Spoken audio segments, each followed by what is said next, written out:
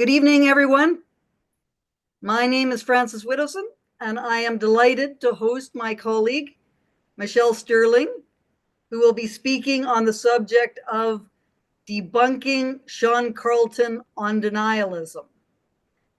Stirling's lecture is in response to an earlier talk by Carleton, a professor of history and Indigenous studies at the University of Manitoba, entitled Truth Before Reconciliation: How to Identify and Confront Residential School Denialism. In one of the earliest pieces on so-called residential school denialism by Daniel Heath Justice and Sean Carleton, residential school denialism was defined as the rejection or misrepresentation of basic facts about residential schooling to undermine truth and reconciliation efforts, unquote. This raises the question of what these basic facts consist of. For example, Carleton maintains that 51 students died at the Kamloops Indian Residential School, but the recorded number of students who died is actually 49, not 51, and at least 25 of these students did not die at the school. Death certificates acquired show that 17 died in hospital and 8 on their home reserves, and 14 death certificates are still outstanding. And that comment about the 51 students was made by Carleton during his last presentation, which is incorrect.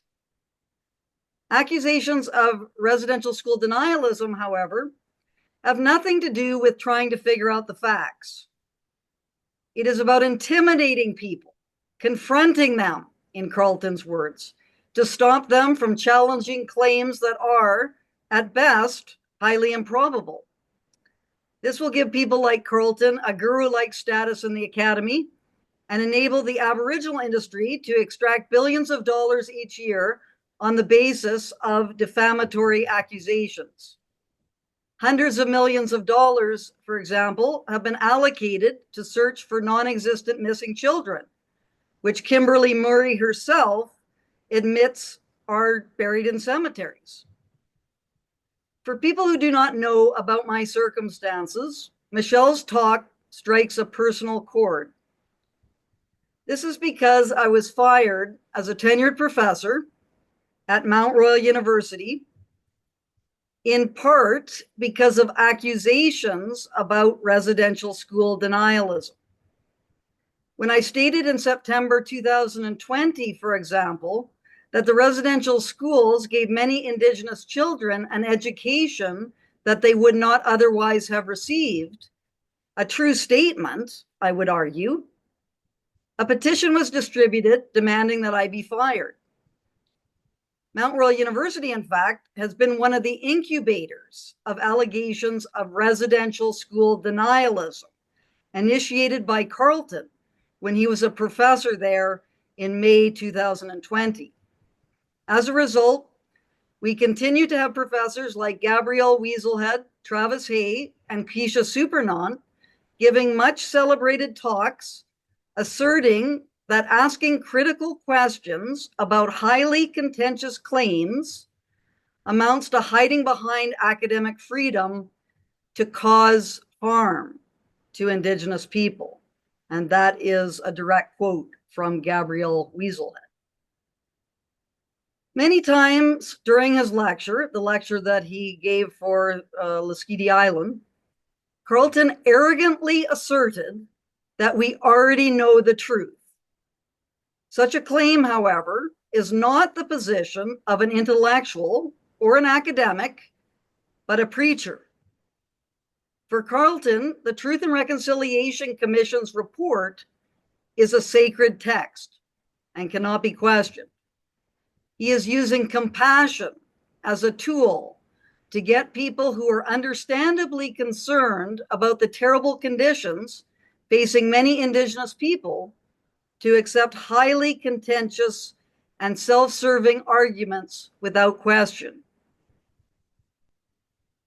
It is widely accepted that we need truth before we can have reconciliation. But both truth and reconciliation are not something that can be imposed by privileged Indigenous spokespeople and their allies. Fortunately, we have brave scholars like Michelle Stirling to provide a contrasting viewpoint to Carleton's censorious sermon. I have had the pleasure of knowing Michelle for a number of years as I participate with her and about 20 other dissidents on a discussion group that was formed by the amazing researcher, Nina Green. Michelle is one of our most prolific members, and I am constantly astonished by the quantity and quality of her scholarly output on the residential schools. Michelle's relevant background is that she did a series of documentaries on Western Canadian history in the 1980s under the research supervision of Dr. Hugh Dempsey, Potai'na, then curator of the Glenbow Museum in Calgary.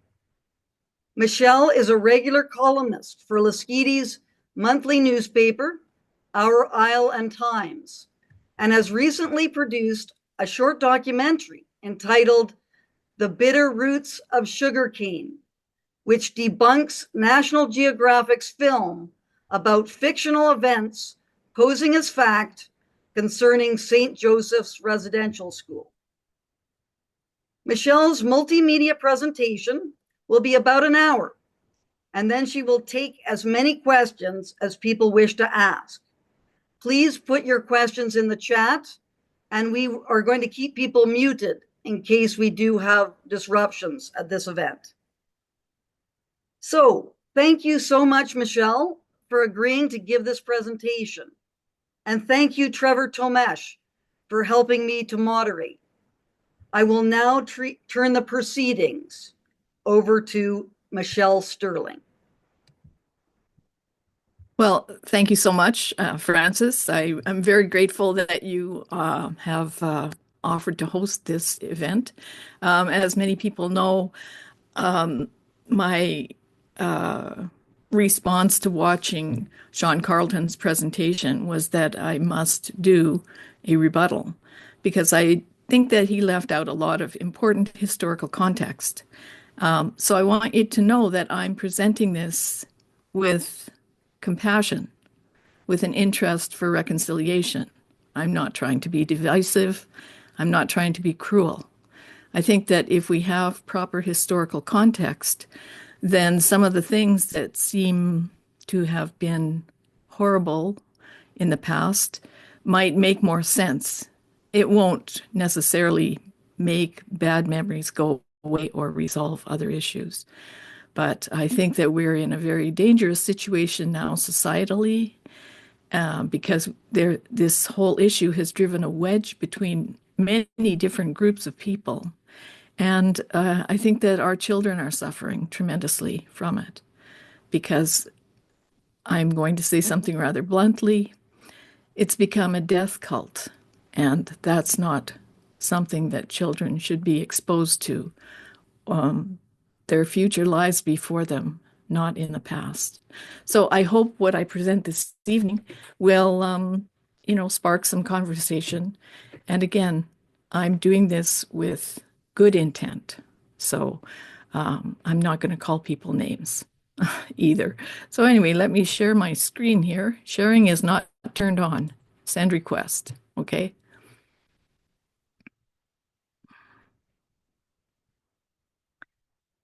Okay, I think maybe I can share now. To be able to share now. Yeah, okay. So let me just put this on.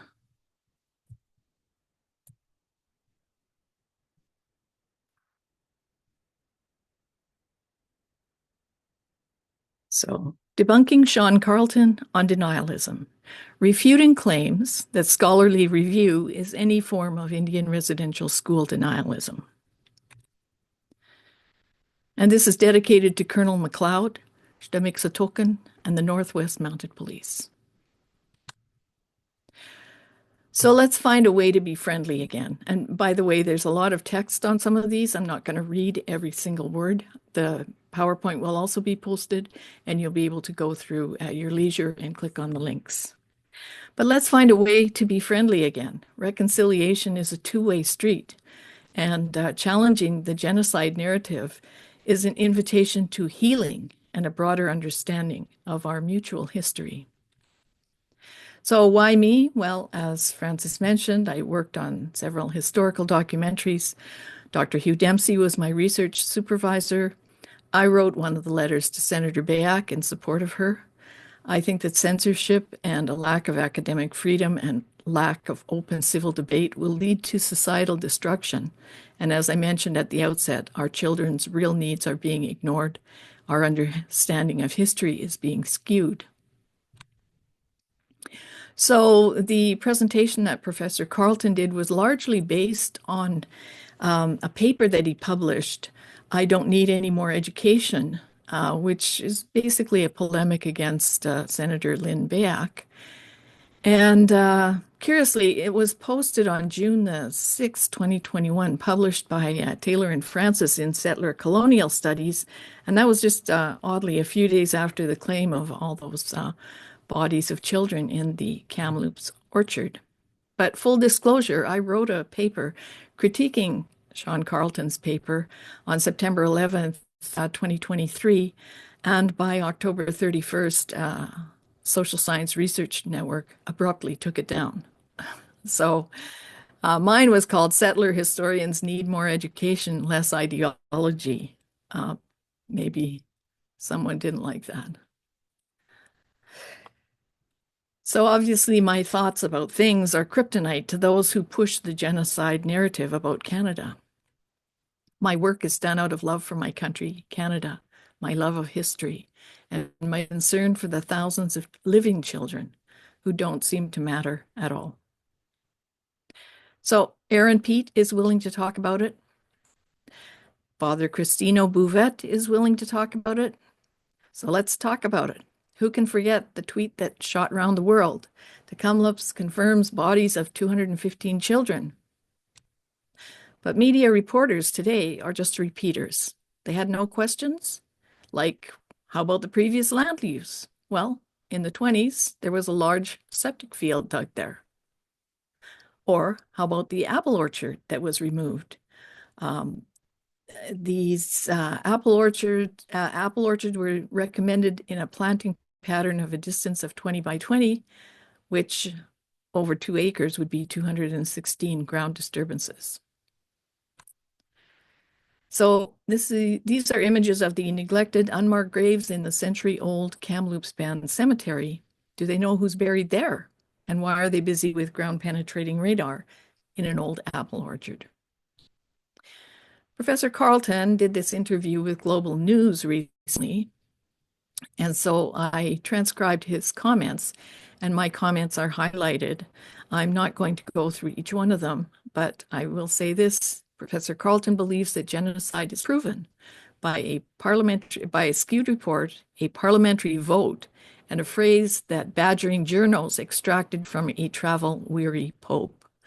And so my first comment is that accusations of genocide, the most heinous crime, requires due process and evidence beyond a reasonable doubt.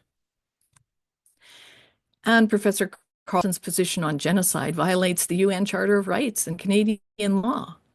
So on the Universal Charter of Rights, everyone's entitled to a free and fair public hearing by an independent, impartial tribunal, and everyone charged with a penal offense has the right to be presumed innocent till proven guilty. But Canada and Canadians and all the people who worked at these residential schools have been deemed to be guilty already by the press and by people like Professor Carleton. Even in Canadian law, any person charged with an offense is presumed innocent till proven guilty. No one has been charged, and yet we're all considered guilty. And likewise, many of the things that are being said to have been criminal offenses were not criminal at the time.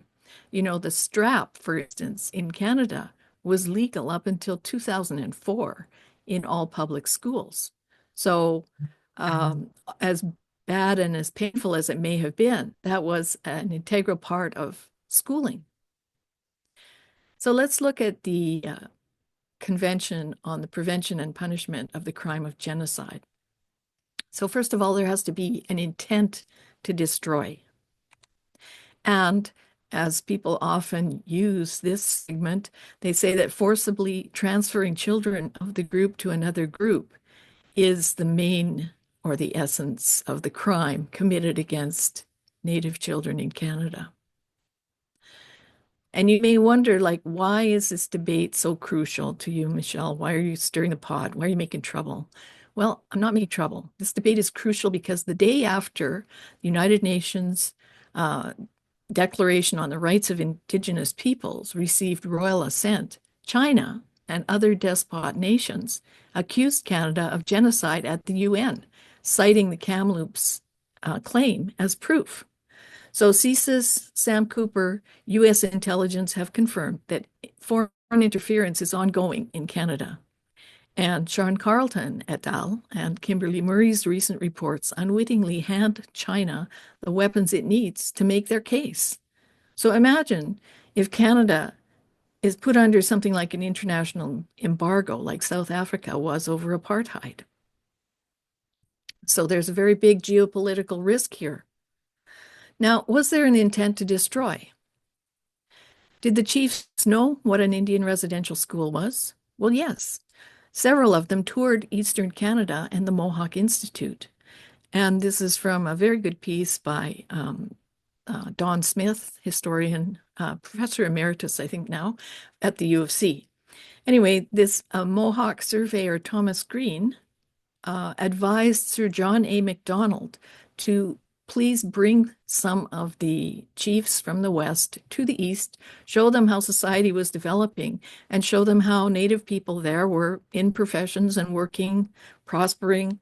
And this funny thing that he said at the end, though, what's this all about? Let them understand that the government do not wish to exterminate them. What? What did he mean by that? Well, because Indian wars were going on in the States, U.S. cavalry was exterminating Indigenous people. Indian wars there began in 1644 and continued to 1924. By 1924 in Canada, we had been educating Indigenous children at Indian residential schools for about 50 years already. So, and in the States, they were killing them and chasing them. So this is a comment from a whiskey trader in southern Alberta. And he said if we'd been allowed to carry on our business for another couple of years, there would have been no trouble as to feeding the Indians, for there would have been none left to feed. So this happened before Sir John A. Macdonald sent the Mounties west. So Canada saved the Blackfoot Nation from an absolute genocide. And Western Canadian and American history, in short, just to give you these very different perspectives, is that, in America, first came the saloon and then Boot Hill. This is slightly romanticized, but it's a shorthand way of understanding the differences. In Canada, first came a mission, then a Mountie outpost, then a treaty. So we had completely different ways of settling the West to the United States. And Canada had always maintained a trading partnership with Indigenous people since the 1500s. There was very little conflict between incoming Europeans and Indigenous people because they each had something that the other one wanted. So it is important, though, to remember about the time that the Mounties were sent west, the Indian wars in the States were costing about $19 million a year, and Canada's entire budget was $18 million. And the U.S. Civil War had ended in 1865. The U.S. had a 1 million-man standing army, and they were actively engaged in Indian wars. So you can imagine that, Sir John A. Macdonald had a vision of a country from sea to sea.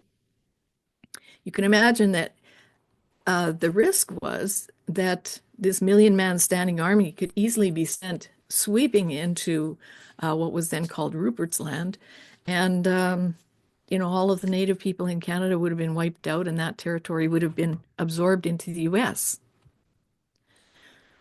So Chief Crowfoot said this at the signing of Treaty 7. He said, if the police had not come to the country, where would we all be all now? Bad men and whiskey were killing us so fast that very few, indeed, of us would have been left today. The police have protected us as the feathers of the bird protected from the frost of winter. Sorry, I just read so many things about Colonel MacLeod and the Mounties, and I hate seeing them being so denigrated these days. Anyway, I wish them all good, and I trust that all our will increase in goodness from this time forward. I'm satisfied I will sign the treaty. So, thanks to Thomas Green's advice, the Western chiefs saw how people could live in an agro-industrial society and how the Mohawk Institute had prepared Indigenous children for modern-day work.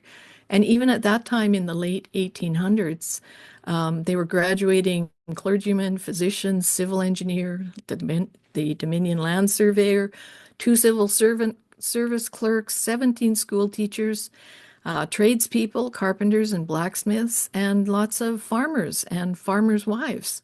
And of course, some people may say, why are you saying farmers' wives? Because in those days, this was really a truly agrarian feminism. It was really a partnership of the man and wife running the farm. And you had to know what to do. You had to know how to preserve food from the garden and take care of the family household as well as the farm. So that was a real change in their lifestyle and also a real accomplishments. So Professor Carleton claims the Truth and Reconciliation Commission reports prove genocide. I disagree. I think it was a very skewed report. I think there's evident bias, incorrect statements, and the whole thing is skewed. And you can see this is a kiosk that was at the entryway to some of the meetings. And it's saying that students living at the residential schools faced experiences which, for most, ranged from degradation to abuse and death. That's quite the opener. So let's look and see. Now, the Truth and Reconciliation Commission claimed that cultural genocide had occurred, but is that true? We know that there were 150,000 Indian residential school students. There were about 200,000 Indian day school students, so those would be like today's public school, but on reserve. So the students went by day and went home at night. And 40% of potential Indigenous students did not attend any school. So that means that more than 2/3 of all eligible students did not attend Indian residential school, meaning that those students were not completely separated from their culture. And here's another myth-busting media trope. This is from historian J.R. Miller. At no time in the history of residential schooling in Canada were parents compelled to send their children to residential schools. And I really recommend that people read this review that he did of the final report of the Truth and Reconciliation Commission. People probably don't know that there were many very loving and caring sisters and brothers, and Nina Green has written this excellent report with many extracts from the diaries.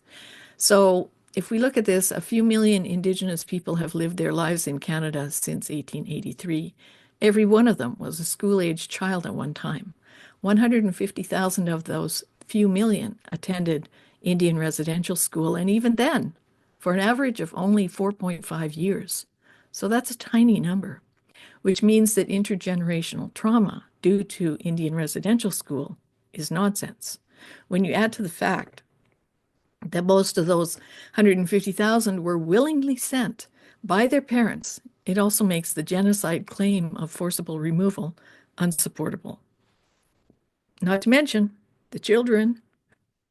They went home for festive holidays if they lived near enough, and for summer holidays. So under the Genocide Convention terms, no one ever gets to go home for the holidays, or ever. So truths about the Truth and Reconciliation process. About 6,500 former Indian residential school students gave their recollections. There was no proof or cross-examination. It was given publicly where social pressure, like the Ash conformity experiment, would have applied. This is about 4% of the 150,000 students who had attended over time. So not really representative. And many of these students were at Indian residential schools that were run and staffed by Indigenous people, typically their relatives, maybe extended family relatives, but relatives. And many people don't know this. I was shocked when I found this out, that the person in charge of collecting interviews with former Indian residential schools and as staff or their descendants was told that her budget would be cut from $100,000 to $10,000 and her interviews would not be transcribed. So this means that the Truth and Reconciliation Commission intentionally excluded the adult perspectives of school operations, which are vital to understanding what really went on. And believe survivors is not evidence. Eyewitness testimony is compelling, but it's not necessarily credible because there's no due process. And people are probably not aware of this, but you can go back to this Maclean's magazine article, which was published first in 2006. And it's talking about the residential school settlement's biggest winner, which was a law firm.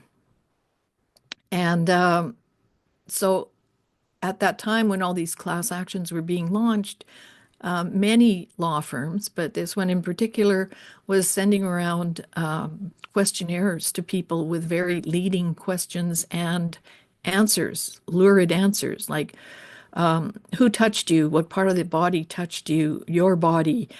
Here's a helpful example. His hand touched my genitals, etc., etc. So people's testimonies have been tainted. And I've been accused of cashing in on residential school denialism to make money. Well, I don't know. Let's have a look here. It says that in the past, he has publicly mused about hitting the $100 million mark. Our evidence will support a payment of $70 million alone for the work we've already done. So that means that for 25 years, testimonies have been tainted by this kind of work. And of course, there was also a financial monetary benefit for people who participated. And certainly some compensation was rightfully given to people because some people really did suffer. But everyone got the common experience payment if they applied for it, which was $10,000 for the first year and $3,000 for each additional year.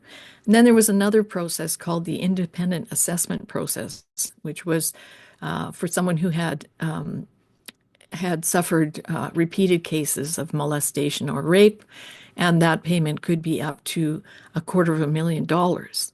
So, and that process was, again, not done in a court of law. It was done by a small panel in a confidential setting. People who were accused of being perpetrators, what were they offered? They were offered $2,000 to defend their good name.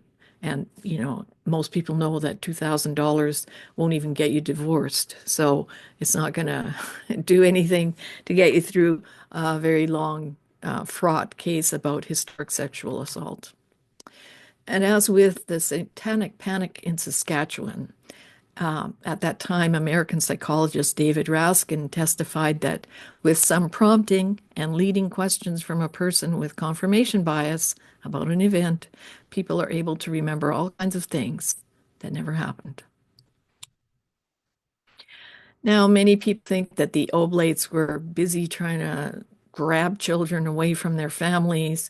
And in fact, the Oblates in their residential school administration handbook from 1956 recommended that the day school is preferable.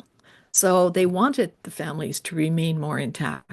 It said the residential school is appropriate for children from broken homes or whose parents are unable to provide proper care and direction. And the first priority shall be given to those children whose home circumstances are such that they must be removed. And ultimately, in the 1989 thesis on Shubenacadie,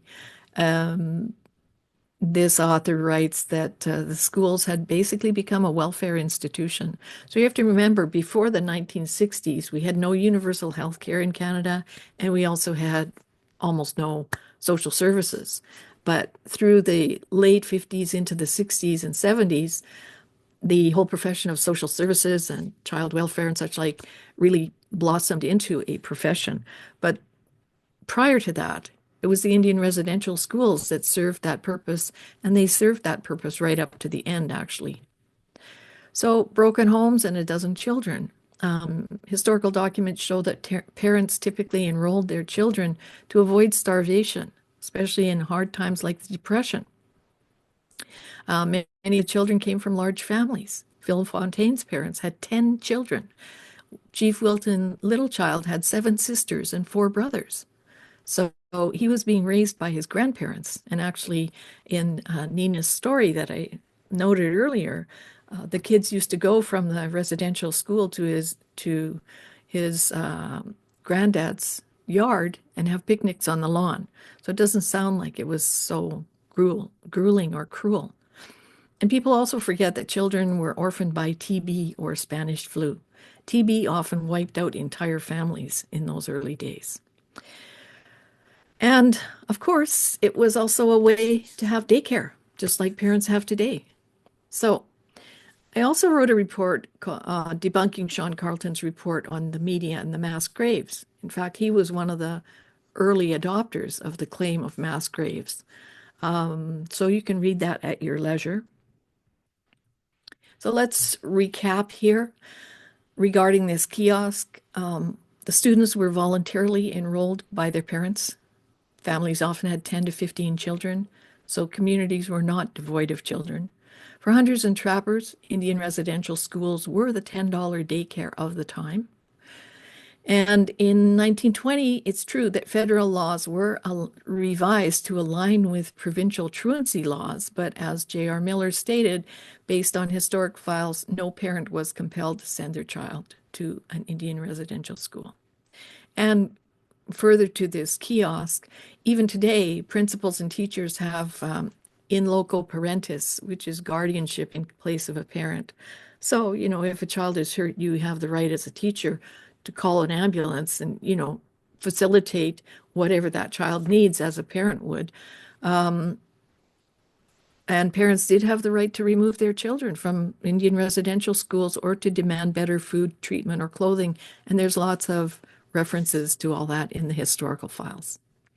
Now, Robert Carney was the father of the very famous Mark Carney, who seems to be maybe going to be our prime minister, but who's oddly silent on this case, because Robert Carney was a historian, an eminent historian in Canada, and he did a lot on the residential schools.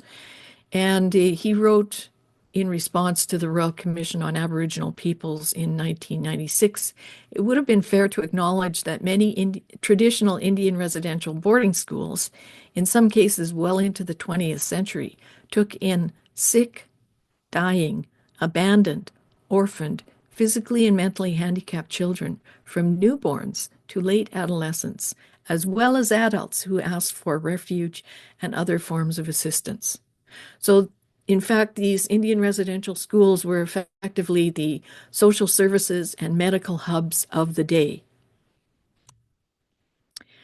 So let's look at how parents voluntarily enrolled their child. This is the application form for admission for Betsy Osborne.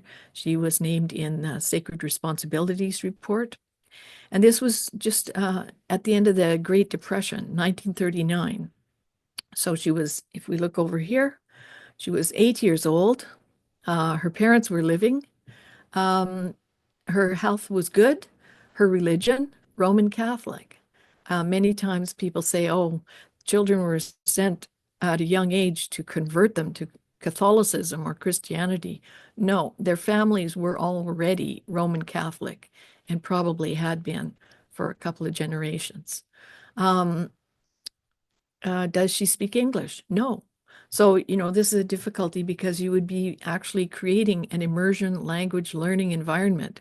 So when people say that they were denied the opportunity to speak their language, that's true. But even today in an immersion school, you will be told not to speak your own language.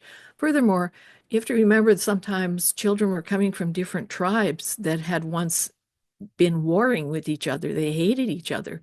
So making sure that people couldn't speak their languages during class time, made sense because you didn't conjure up those that kind of angst. And I have it on good authority from a couple of my colleagues that people were free to speak their language in the playground or between class.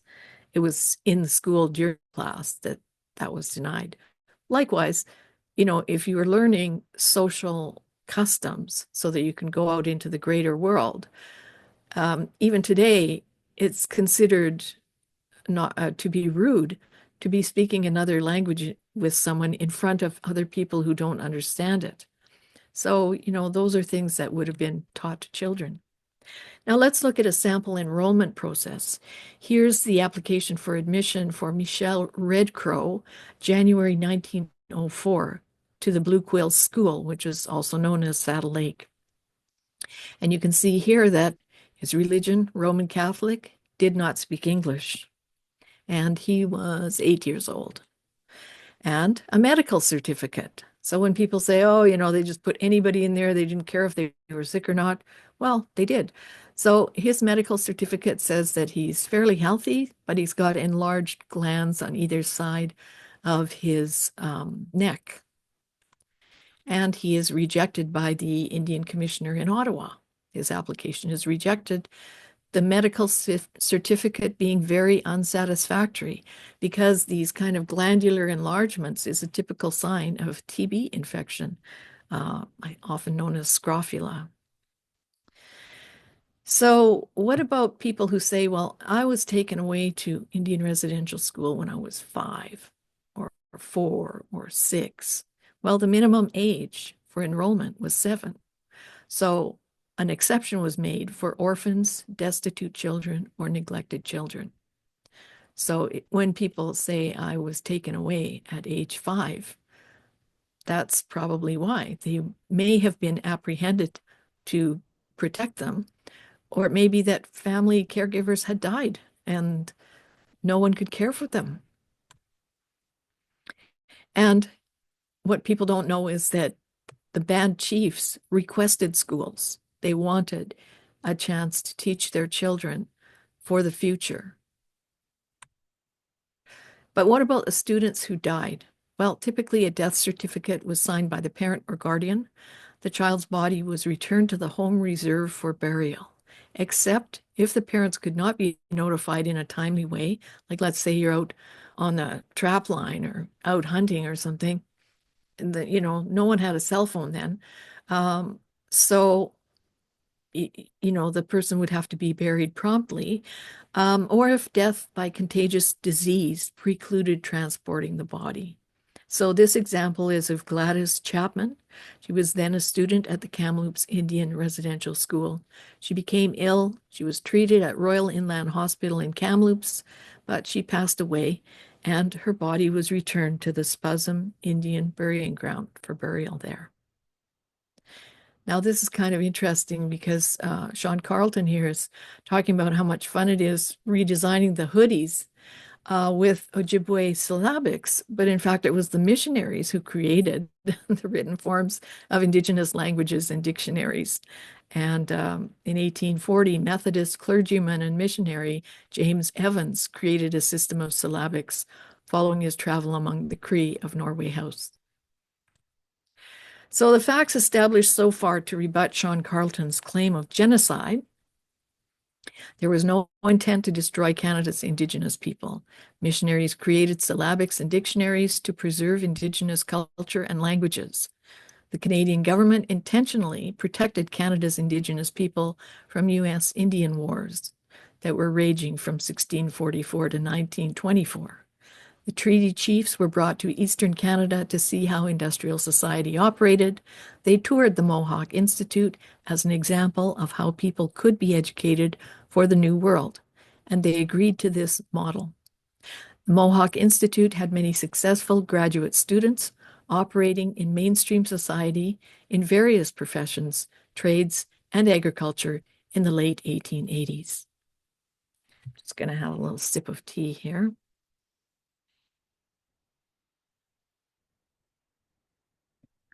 So the Truth and Reconciliation process does not prove genocide. The Truth and Reconciliation process was skewed. Two-thirds of eligible students did not attend Indian residential schools. They were at home on reserve within their own culture. Parents had to formally enroll students. Potential students had to pass a medical exam. Enrollment was approved in Ottawa. Orphans, destitute, or neglected children were admitted to save their lives, and minimum age of enrollment was waived. Indigenous bands requested residential schools, and providing education was a treaty obligation. Missionaries created syllabics and dictionaries to save Indigenous languages from extinction. Now, in Sean Carleton's presentation, he had shown this report by Dr. Bryce and commented on how terrible the conditions were. But people have forgotten this plague. Tuberculosis is the forgotten plague. It was the captain of all these men of death. And referencing only the Bryce report lacks historical context. And I really super recommend that everyone watch this PBS documentary, The Forgotten Plague. Although it takes place in the States, it really parallels the things that happened in Canada. For instance, a lot of people who had TB were constantly in search of a healthier climate or environment. And so that started actually a movement of settlement to the West. And we see the same kind of thing. Many people came to Kamloops seeking a healthier environment because they were suffering from TB. That's where Tranquil was set up, the sanatorium. So in the broader context of TB, if we look at Dr. George Ware's book, The Miracle of the Empty Beds, in 1908, 1 Canadian died every hour of the day of TB, and 2 Canadians died every hour of the night from TB. So it affected all sectors of society. And in The Forgotten Plague, they say that TB had killed 1 in 7 of all the people who'd ever lived. So here's a graph from the Truth and Reconciliation Commission about the residential school tuberculosis death rates. And you can see it's pretty shocking prior to 1909. And I just referenced Dr. Ware's comment about 1908.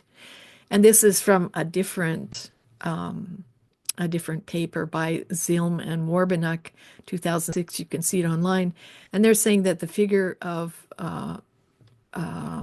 death rate for First Nations people in BC may have been up 20 times higher than it was for the white population, which was 78 per 100,000. So it really was a grim reaper. By the way, I've never found this Norton report. If anyone has it, please send it along. And you can see here that after the 1907 report, there were improvements made. So you can see also people forget that people used to think that TB was hereditary. They didn't know it was contagious. It was in 1882 that Koch discovered the TB bacillus. Then people started to realize, wow, it's contagious. And at the same time, public sanitation became a real thing in society because this kind of germ theory became part of our understanding of the world.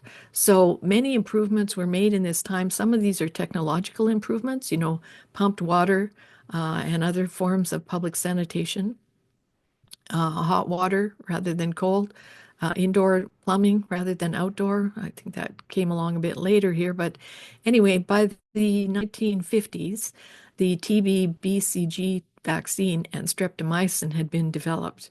But you can see that public sanitation improvements here and the understanding of the transmission of TB dramatically reduced death rates. But what were the conditions like at home? So this is from 1945, from a medical survey of nutrition among the northern Manitoba Indians. So we're in a different province now. But he writes that formerly the Indians lived in wigwams and still do in some areas. Today, the Indian is copying the white man and lives in the winter months in small one-room shacks. Frequently, the conditions are almost unbelievable, as many as 10 to 12 people living in a shack 12 feet square. So that's the conditions that many of the children were coming from or growing up in. And obviously, with TB being such a contagious disease,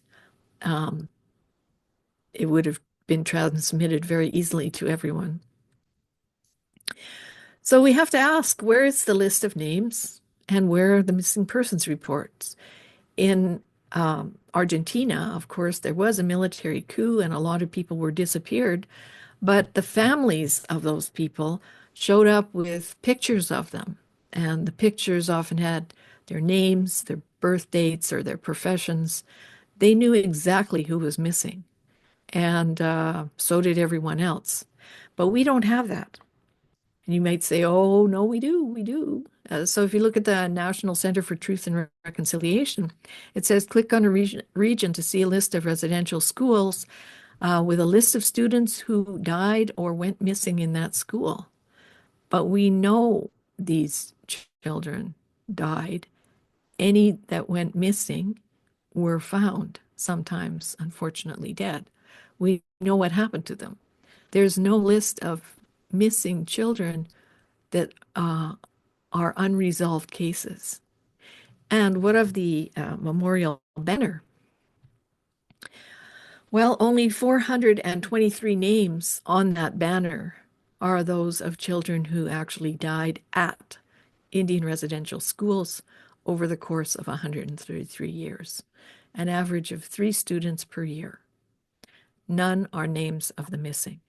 So this has morphed into kind of a banner that wants to honor loved ones who passed on, but it's misrepresenting the circumstances. There are names on this list of people like Helen Betty Osborne, who was a young adult. I believe she was 20 at the time. She was brutally murdered, but she was not at a residential school. You could only go to residential school till you were 16. She was living independently. So her name is on that list. People wanted it, rightly so, to remember her, but it shouldn't be on this list, or the list should be renamed because it has very little to do with Indian residential schools. And again, here's the table from the Truth and Reconciliation Report showing that 423 children died at the school. And you have to realize that the terms of reference for the Truth and Reconciliation Report are that any child who died within a year of attending or being enrolled in the school is considered to have died at the school. But there are dozens of names of people who died when one child died in a house fire at home. One died in an airplane accident. Sometimes people were shot. Run over by a train, car accident. You know, these are things that have nothing to do with Indian residential school. But I do agree that many people in the Indigenous community have that knowing, as Tanya Talaga likes to call it. They do have that knowing, that feeling that someone disappeared. And I think that this is probably the best example I've found to explain that. This is from Eric Bay's book, Indian Residential Schools, Another Picture. Bays explains that the Hudson Bay Trading Post at Albany, a father showed up saying there was no food in the family tent and his wife was ill. The father then died. The Hudson Bay sent out men with food, only to find the family in a tent, the mother deceased, with 5 children around her. A 2-month-old baby was given up to a relative. The 16-year-old was sent on a hunt with other relatives. And the remaining 3 children, a boy and 2 girls, came to the residential school. And during a flu epidemic, the youngest of the 3 died at the school. So, of course, what would that 16-year-old remember? All he would remember is that 3 of his siblings went to the residential school and never came home. And what would the relatives who had took in the 2-month-old baby remember? All they would remember is that, their loved ones died that day, and the children vanished into their Indian residential school and they were never seen again. Well, of course, the school would never send those children home in summer because there were no parents to receive them. So a lot of orphan kids actually just grew up at the schools and became part of the staff. That was their home. But this is a repeating kind of vignette throughout the history of Indian residential schools, orphan children, families in distress. But it shows you why people have that very strong feeling that people disappeared, they didn't come home. And here's another angle, and that is the tuberculosis epidemic. This is about like lost children who came home years later as someone else. So in Moffat et al. 2013, there's this Aboriginal testimony where a person says that my brother went to the sanatorium and stayed there for 7 years. It took 7 years for the tuberculosis to go dormant. I never knew my brother. My sister has no memory of him. My siblings never met their brother till he was 13. He was a total stranger. So think about that. You send your kid off to school, residential school, they're far away, they get sick, and so they're transferred to the tuberculosis sanatorium. And, the police at the time actually did have the right to take people at risk out of a TB situation. So there was no discussion about, well, maybe he should go home right now. No, if there was a bed available to the TB sanatorium, but it did take years to get better. So then this person comes back. They've lost their language. They've lost their culture. The conditions in a TB sanatorium were very, very, very regimented. And you will see that in the PBS documentary I mentioned. So, they come home a stranger and everybody else is, hi, I'm home. It's like, who are you? We don't know who you are. So you can imagine how difficult that was for both parties. And also, they stated that children who came home were often bullied because they were fat, because that was one of the things they did at these sanatoriums. They just fed you a very rich diet to try and up your immune system. So they were bullied. They were bullied as fatty, or they were mocked for their pale skin, which is a symptom of the disease. And also, I think people perhaps don't realize the challenges of their parents or caregivers. And, I was very touched watching this interview with Sophie Maglione. Because in the beginning, the interviewer asks, when did you go to residential school? And she said, oh, I was 6, and they just came and took us away. They took me and my sister, they didn't take my brother, he was too small. And they took us away from our grandfather. So you think, oh, and the interviewer says, and you had no say in the matter. And she says, no. But further on in the interview, she says, well, we were orphans from an early age. Our parents had passed away. Our maternal grandmother had passed away. We only had our grandfather, and he had 9 children, and he had 4 of us. So together, this one grandfather, who was a widow, trying to take care of 13 children. So, of course, as a child, all you remember is that you're being taken from the people you love. You don't really understand the circumstances, and even the way that she told her own story to me seemed to reflect the fact that, when we're children, we don't know what our parents are going through or our caregivers are going through. All we know is that we're removed from people we love or familiar things. And think of the grief here. Was that grief resolved? Or is that what's echoing on through the generations? This ambiguous losses, this unresolved grief. And another angle that I think we have to talk about, even though nobody wants to talk about, is alcohol.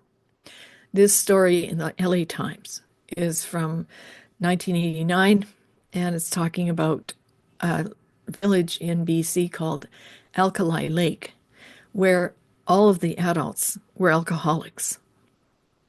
And Francis Johnson, one of the residents there, who is a recovering alcoholic, said it was continuous drinking. Because of the drinking, there was a lot of child neglect, wife abuse, rape, gang rape, the worst kind of things you can imagine. So this whole town became sober. It was very difficult, but they did it.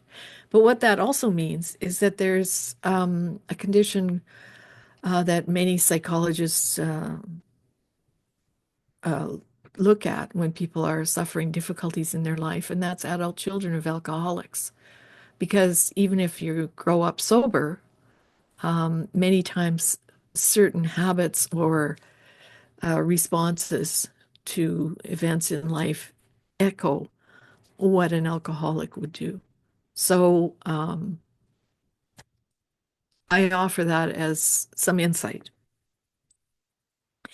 And in fact, that's backed up by the words of Lena Paul in the 1991 Fifth Estate program, where she said, I had a really good experience when I was at the residential school because with the chaos and violence that was going on in my home, when I came to the residential school, it was someplace that was clean, it was someplace that was sober, and I always knew what was going to be happening next because it was very structured and orderly there.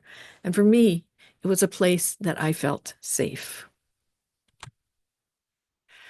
And interestingly enough, Thompson Highway had a positive take. This came out in 2015. We don't hear these kind of stories anymore in the media. It's all genocide, genocide, genocide. But Thompson Highway said that you may have heard stories from 7,000 witnesses in the process that were negative, but you haven't heard the 7,000 reports that are positive.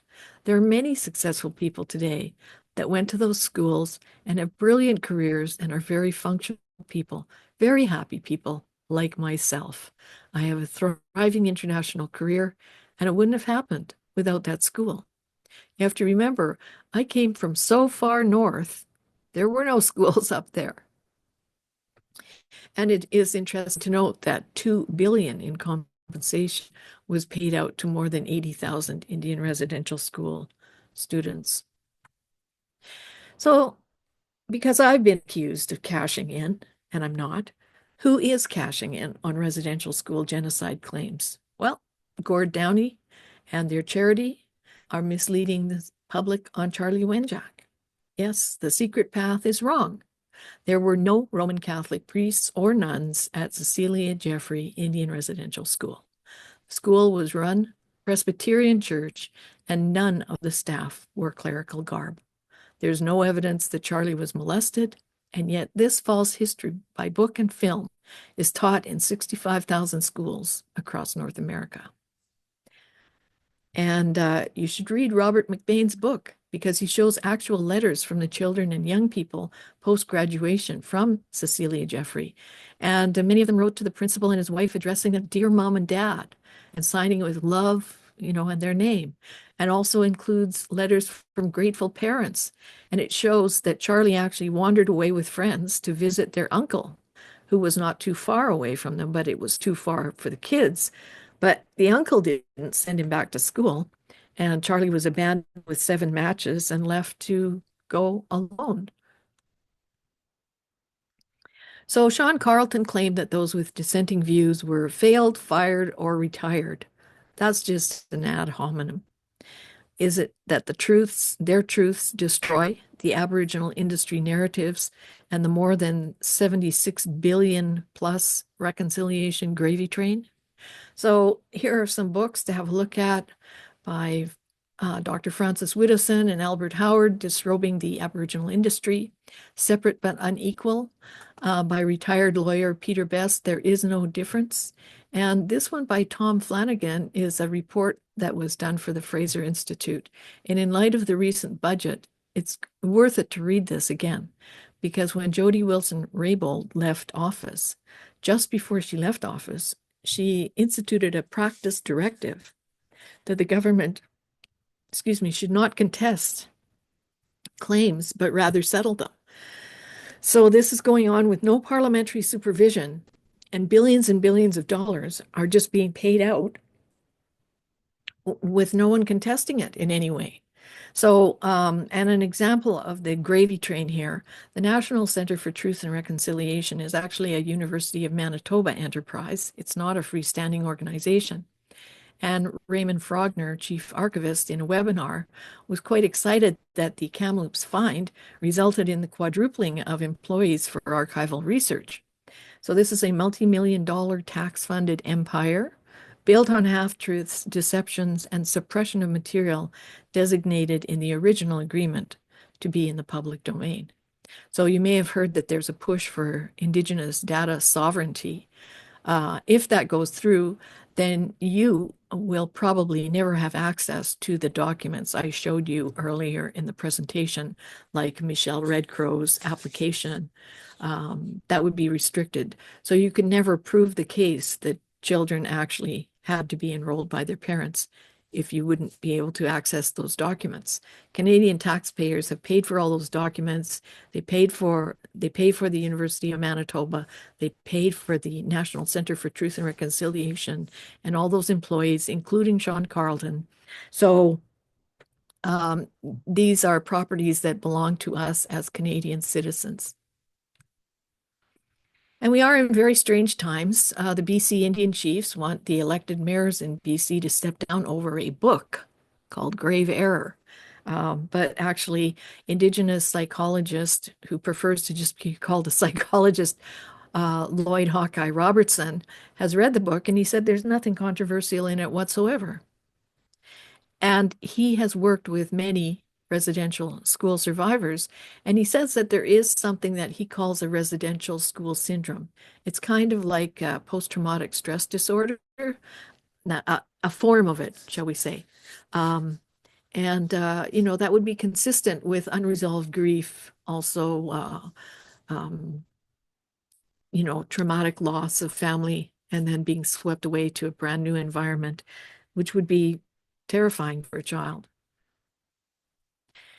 And it's odd that famous Catholics don't speak up, but former staff and residents do. So as I mentioned earlier, Mark Carney has nothing to say about churches burning. When he was governor of the Bank of England, he was deemed to be the most famous Catholic, I think, in England. And he's certainly a famous Catholic in Canada. But I've not heard any statement from him regarding the church burnings or the claim of genocide. You'd think he'd want to defend his father's legacy. But there's a new book out, a second edition of From Truth Comes Reconciliation. And this is by Rodney Clifton and Mark DeWolf, both of whom are non-Indigenous people who lived at Indian residential schools. And they've gathered a number of very interesting insights in their book. And they've taken a very close look at the Truth and Reconciliation reports and found them wanting. So here's some more resources debunking Sean Carleton. This is Nina Green's website. Lots of great information on this website. Detailed information, death certificates, names, big insights into the Kamloops apple orchard. I really recommend that people have a look at her site. And of course, there's the Indian Residential School Research Group, which is a group of journalists and historians and academics who put together a number of different essays and insights on the aspects of Indian residential school. Lots of eye-openers there. And I'm going to ask a favor. Please watch my mini documentary, Bitter Roots, which is rebutting the blood libel of National Geographic's Sugarcane. And please watch it before it becomes a criminal offense to know the truth. Because of Bill C-413. So my view, as I mentioned earlier, is that ambiguous losses are really a central factor in the trauma that's ongoing and the difficulty in moving ahead for so many Indigenous people and some communities. I think that this unresolved grief echoes through time. And I think that this is something that people can do something about, because even complicated grief resolution is possible. Whereas changing something about Indian residential schools of the past is not. So I hope that this has been helpful. I hope it's provided some broader context. And let's find a path forward together because right now things are very divisive and people are angry and hurt. And, we can't rebuild the trust in our society unless we have the fuller picture of our history. Thank you so much for coming to this presentation and watching. Any questions you have, I'd be happy to answer as best I can. Thank you very much, Michelle. I think so. There's only 28 people, so 100 people registered for this presentation. Mhm. I had to actually deregister 37 obvious fake names. So I think there were quite a few people, which it really makes me angry when people do things like this because they're basically trying to stop other people from getting a spot to watch what people might have wanted to. But fortunately, it only filled up a couple of hours before your presentation, Michelle. So I don't think it really excluded anyone. Anyway, I think because there's only 28 people that are here, I was a bit worried just because of all the fake names and everything that people were going to sign up and be disruptors and be a problem. But I don't think that's going to happen. So I think what we'll do now is if people want to, probably the easiest thing is to put, if you want to ask a question, if you could just put, say you want to ask a question in the chat, and then we'll let people unmute and ask their question just to make it more, and Michelle, if you could just, have you unshared your screen? If you could just Yes, unshare. screen sharing is paused. Oh, sorry. Stop share. There we Yeah, there go. you go. And Sorry. then now we'll be able to have people's um, anyway. So okay, so I'm just gonna just a sec here. Let me just see who's. I don't want to miss anyone here. So I believe the first person who wants to ask a question.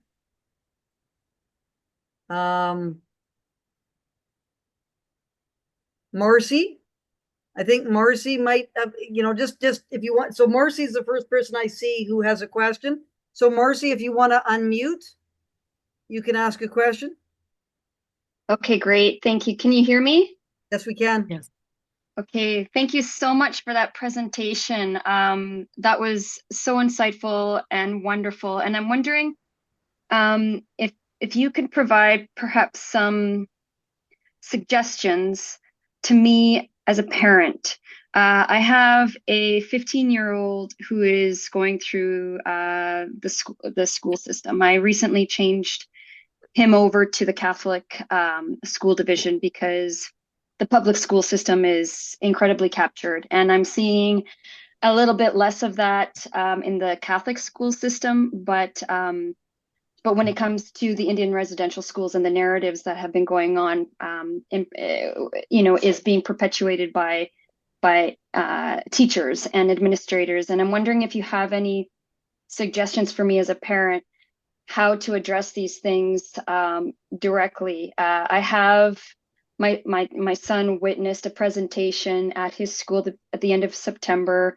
It was called 10 Days to Truth and Reconciliation.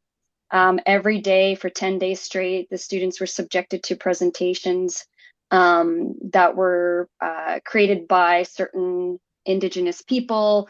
And it took me a month and a half to get a hold of these videos.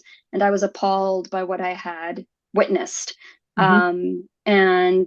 And a lot of it was the narrative of all these 215 mass, these bodies and the Kamloops Indian residential schools. And again, how terrible everything was for them and so on and so forth. So might you have a suggestion on how a parent like myself can move forward and address these things? Well, that's a big one. I think that you'll have to get together maybe with a group like Parents for Choice or something like that, and get writing to the education minister, because the problem with confronting it directly in class or with a teacher or the school is that it may put your child at risk of repercussions. Right. And also, if you, I think that with your child, it's important to say, to explain that there is a broader historical context, and maybe even show them this presentation if they're old enough to get it. But to explain that, some people have taken a very narrow view of history, and because of this shocking story about the children supposedly in the graveyard or in the orchard, it shocked many people. It shocked me when the story came out. But my first impression was, oh dear, they found a mass grave of TB or typhus victims, and they're misidentifying it as something nefarious. And this will all be over in a short time because someone will say, hey, there was a typhus epidemic, but that didn't happen. It just got worse and worse and worse. So I think that you need to get more parents together. And I know the Catholic school divisions in general, out of the goodness of their heart, they're trying to make the effort to reconcile by teaching kids about this. But again, a lot of people in Canada don't know Canadian history very, very well. And that's why we've been so easily met on this. And it's just jumped the shark. It's really gone into deep waters rather than dabbling a toe and saying, well, these people were mistreated, but these people were not. So I think you need to work with others. And it's very risky, I think, for your child to, I would even advise them, if you give them this information, to not challenge the teacher in class. Yeah. Okay, thank you. One of the strategic priorities for this particular school division was termed living truth and reconciliation, and they had brought in the calls to action, from the commission, and which was a bit concerning to me because that's a federal document. It's not provincial whatsoever, so I didn't quite understand why. But I mean, I do understand why. But as a Catholic, like I am a practicing Catholic, and to me it was, well, part of reconciliation is not just acknowledging your sins, but also the forgiveness part. And so I challenged my division. I said, well, when are we going to start talking about forgiveness and moving past this, and but maybe writing the Ministry of Education is a start too. Thank you very much. I appreciated this. Thank you. Pleasure. Thank you very much. Okay, next person I have on the list is Janice Howard. Janice, did you want to ask your question? Hi. That was great, Michelle. Thank you very much. I enjoyed it. I don't know if it's, well, I guess it's a question, but so a week or two ago, there was an article, like many others in CBC news media, written by Brett Forrester. And he said these 3 children died in residential school, and he gave these histories. He initially referred to them by their student number, and then at the end of his little shtick about them, gave their name. He did provide a couple of documents in which were written by the schools themselves, like the principal. In one case, the Indian agent is in another. And as you will know from looking at the documents, the children were referred to by their names, mostly. In this case, they were referred to by their names. The circumstances of their deaths was all skewed the way he wrote it. And there were 3. In the third situation that he gave, he talked about a 18-year-old that was killed in what was actually an industrial accident, but he didn't say it that way. And he didn't give that boy's name. I eventually tracked that down, and that boy wasn't even Indigenous. I'm of the pretty strong view, right? So there's these 3 examples, and they're wrong, they're skewed, they're whatever. So I wrote to CBC Ombudsman, and I'm like, well, this isn't right. And so they had their senior manager of Indigenous whatever from Winnipeg write to me and tell me I needed a tune-up. And that was the end of it. I Wow. went to national, what's it called? Something like national media, something or other, where you can go and Yes. complain if you don't get National a news response. media. Yeah. And they said, oh, sorry, CBC doesn't participate in that. So there's no comments. You can't comment on the article on the site. It was very, like, well, as you can tell, I'm still angry about it. It was so off the mark, Yeah. right? And there's no way to respond to it. Oh, yeah. Irritating. Nina Green actually did respond to it. Ah, Uh, she did write a little article. Well, she wrote an article on it. And I was trying to write an article on it, but she's much faster off the mark than I am. I mean, well, I that's a found these actual death certificates in 5 minutes, and this stupid reporter didn't find them. Oh, that's great. Well, if you want to pass them on, if you're willing to share them, then I'd be happy to write some about it too, because that is what happens. I think in that case you're talking maybe about what's it, Dr. Dirk Huter or something like that. The Ontario, is this related to the Ontario find of another 200 children or something in the archives? That came out a little bit later. No, this was something totally unrelated to Okay. Graves. It was making the argument partially that kids died in this school and they were never properly registered. Indian agents and school authorities signed what this guy said were death certificates, but they weren't. There were the reports by the school to the government of these accidents, and there Mhm. were actual death certificates that this goofball didn't even seem to understand. Well, I'm trying not to swear because there's a bunch of other people around here. yeah, no, we don't need to swear. So, and I think it's counterproductive. Yeah, it is a problem because some of these schools apparently, I think with the Ontario cases that were recently discovered, they're being referred, the deaths are being referred from an industrial school, which was not a residential school at all. But they're conflating these things now. This And particular one that I'm referring to was actually, I mean, both Indigenous and non-Indigenous boys. Uh, yeah. okay, so there were a couple of people who put questions in quite early on, Mhm. so in the chat as things were going along. So I'll just go to them. Matthew Mercier, did you want to ask your question? If you could just unmute yourself. That me, Francis? Go Hello? ahead. Oh. My question is, how can we debunk some of the more extraordinary claims, such as the electric chair at St. Anne's? Um, how can we debunk those kind of claims? Oh, So that was Michelle, in case, because the sound's not great. Debunking sort of more outlandish claims. How do we do that? For example, the electric chair at St. Anne's, which, Uh, uh, is a bit, seems a little bit, well, how can we investigate that? well, it's very difficult. You need somebody patient and diligent.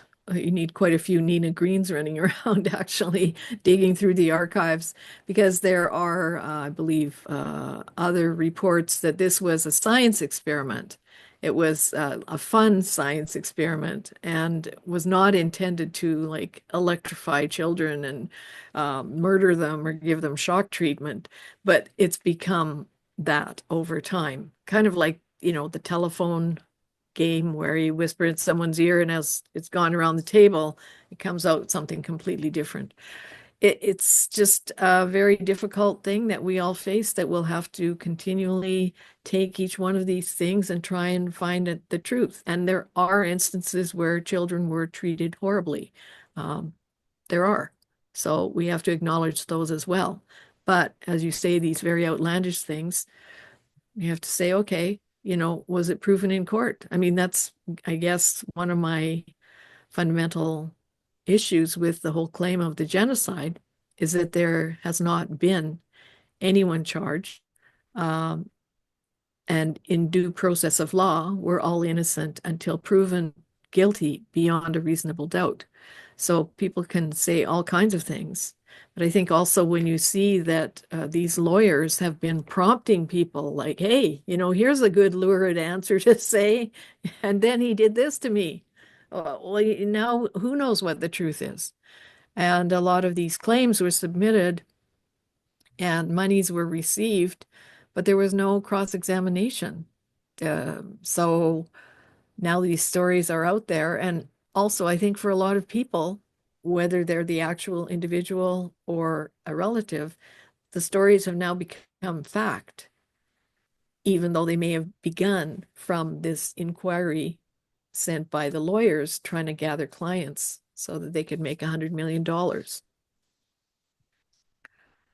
The early question in the chat, I don't know if he's still, it was Samsung. I don't know the name of the person, but it was like a phone. It was Samsung. I'm just looking to see if I can, is that person here? It was Samsung was the kind of identifier on the. That might be me. Oh yes, Samsung SM-A1. Alex St. Germain. Hi, Alex. Hi, how you doing? Yeah, good. Did you want to ask your question? You put it on early in the chat. This is such a much faceted situation. The biggest concern I have is how are we ever going to resolve this entire situation when we've created a kind of victim narrative and our school system seems inclined towards this hate culture, which has been prevalent for the past 20 years. So how does truth come out of that? Well, I guess that's why I'm giving this presentation. I don't know. Yes, We but the need a thing lot of is, brave people to stand up yeah, and say, wait a minute, I don't accept that at face value. I want more evidence. And unfortunately, people say, well, all the evidence is in the TRC reports. Read those stories, they'll break your heart. They do break your heart. But, they're very compelling. But they were never cross-examined. They were never subjected to due process. And as I said, 25 years of pumping people up with pat answers, has really skewed everything. And I think, we have to somehow also find a way to get the churches, the Christian religions, the Catholics, to stand up for themselves. Because they're silent. I think they're in shock, and I think a lot of them don't know the history of Canada. I think they've forgotten their own history of their own missionaries, most of whom were not so intent on converting people. They were intent on uplifting people. If the churches would start speaking up and questioning, that would be very helpful, because they are a community, and they don't deserve to be walking around with their heads down feeling guilty, because they made it possible. Actually, the irony of it all is that the Indian residential school system, you have to say, was a fantastic success, because Canadians are now being sued for billions of dollars, and the graduates of those schools are winning. And so they know English, when there's a conference, no one goes there speaking only Ojibwe. They may say a few words at the outset, but English became the common language, or French in Quebec, of Aboriginal people. So they willingly adopted those norms. Can you imagine if all 635 First Nations with their 70 different languages had never adopted mainstream methods of communication, whether it be English, writing, or cell phones? Where would they be? So I don't know how we'll get back to any kind of friendly relationship, but I think we have to try. And part of that is also not allowing people to bear false witness, standing up and challenging them. Okay, you. so thank you, Alex. So the next person who's asked a number of questions, but I'm just going to see if Jane Markey wants to ask one of her questions or a couple of her questions. Or I can read them out if you, or read one of them out. Jane, did you want to ask a question?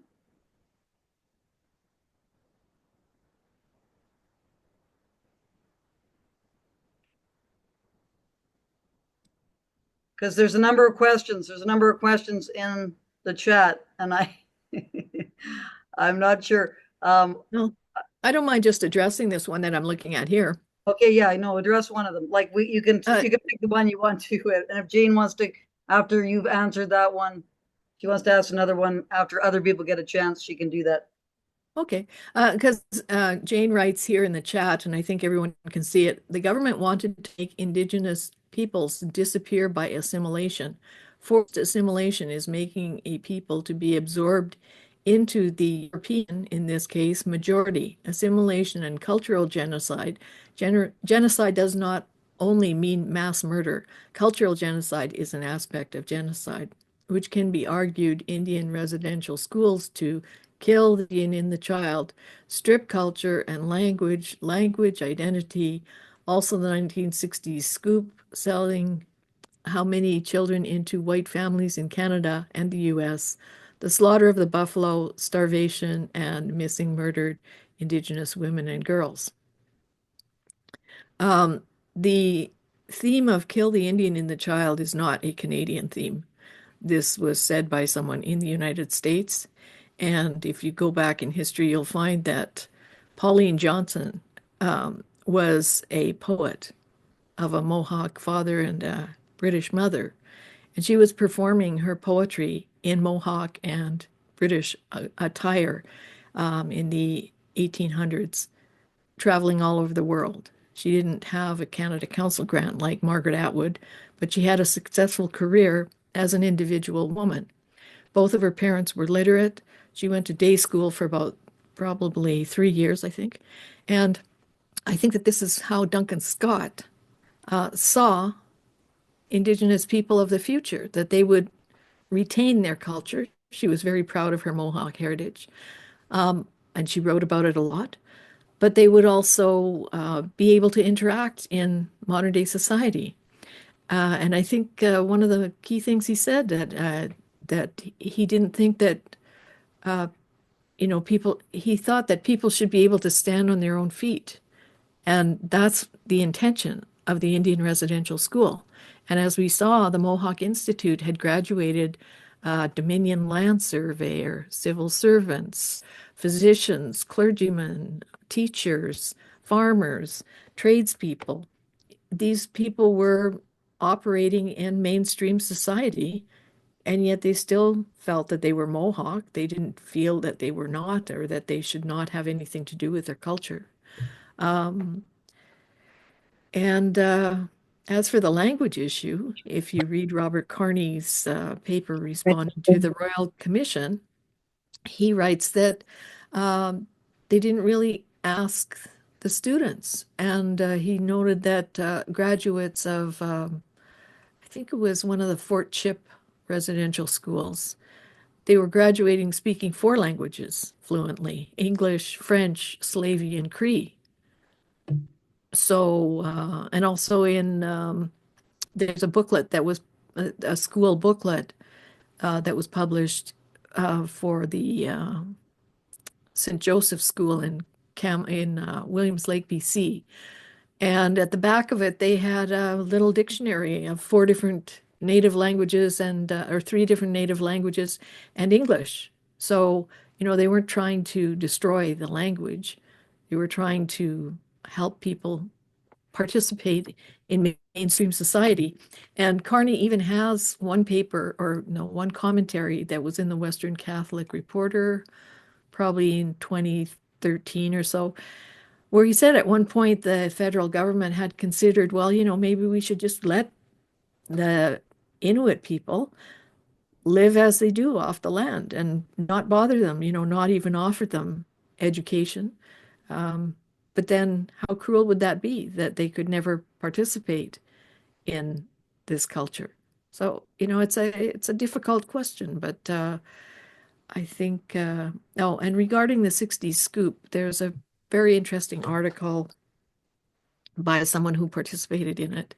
And he wrote that many times when he and the RCMP would show up at a house, they would find children in a house with no heat, no food, a baby frozen to the floor in their diaper, and the mother gone on a binge. And that's why children were scooped.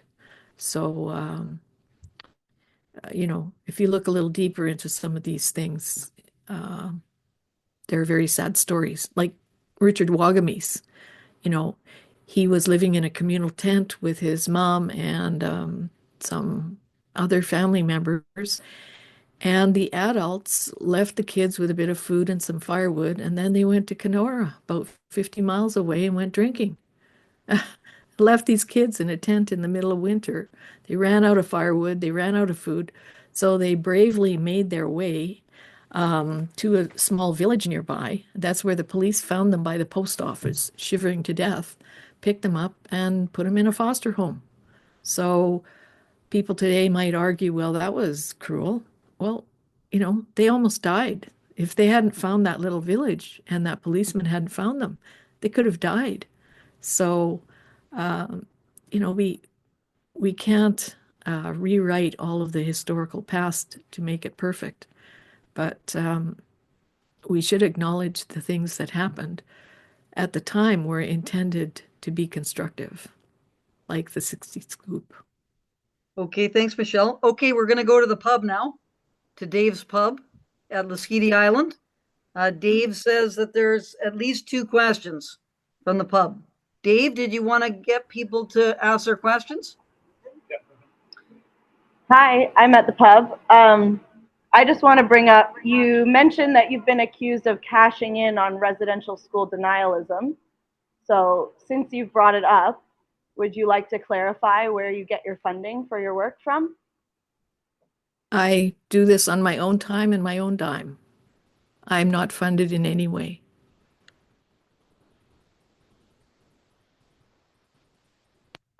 You're not associated with a group called Friends of Science? I am associated with a group called Friends of Science. That has considerable funding from fossil fuel and other industry interests? No, we are, that's one of my clients. That's in my marketing career. It has nothing to do with Indian residential schools. But Friends of Science Society operates on a budget of about $150,000 a year, which comes from our members. And our members are ordinary people. It's been very common that people like to try and smear us as big oil because we take a dissenting view on climate change. But we're not funded by big oil. And if you want to look at our financials, they're posted on our blog. And of the 150,000, I am one of a handful of part-time subcontractors. So none of us are getting rich on that either. Okay, well, then if you are separate from that group, I would just love your personal opinion. Do you view residential schools as a positive part of Canadian history, given everything you've said? I do. Yes, I do. Because okay, if you read the Grey Nuns' diaries, you'll find that when the Grey Nuns originally got to the north, many of the tribes were living a subsistence lifestyle. And in that kind of environment, if you have an orphan, you just abandon them. So the orphans were called the weepers in their language, and they were left to just sort of trail along behind the tribe, eating whatever leftovers they found, scrabbling together whatever clothing they could. When the Grey Nuns came to the north, the first thing they started doing was bringing in these orphans. And so there's pictures in the Grey Nuns' diaries of, 5 or 10 girls with the nuns. They taught them how to sew and how to keep a house, how to cook and preserve food. That's all the answer I needed. Thanks. Okay. Next question. Hi, Michelle. I just wanted to ask you to clarify. Sean Carleton and many others have used the number greater than 4,000 children have died at residential schools. And so I'm just wondering if you could clarify how you believe, because I asked this question to Sean and he chose not to answer it. And I'm just wondering if you have a sense of why he and others are using the number 4,000 or greater. Well, I think the number 4,000 probably comes from a few things. One, as I said, the Truth and Reconciliation Commission broadened the scope to anyone who had been enrolled in an Indian residential school but had died within a year.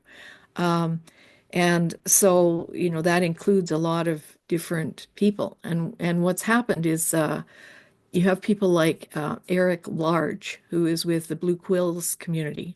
He said on camera, every one of our families has had 4 or 5 family members disappear into a residential school.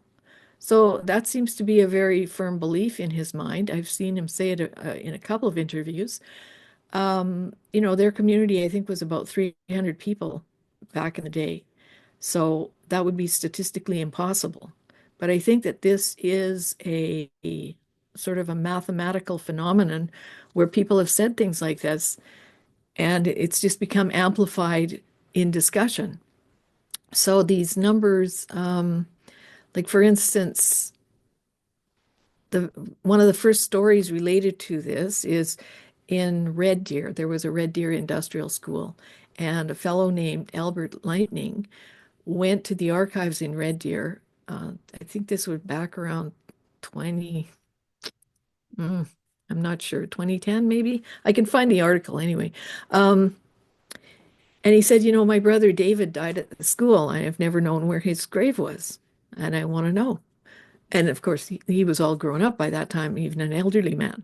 And so they started looking around, and they did find that, in fact, his brother had died at the school and had been buried in the paupers part of the Red Deer Cemetery at the time.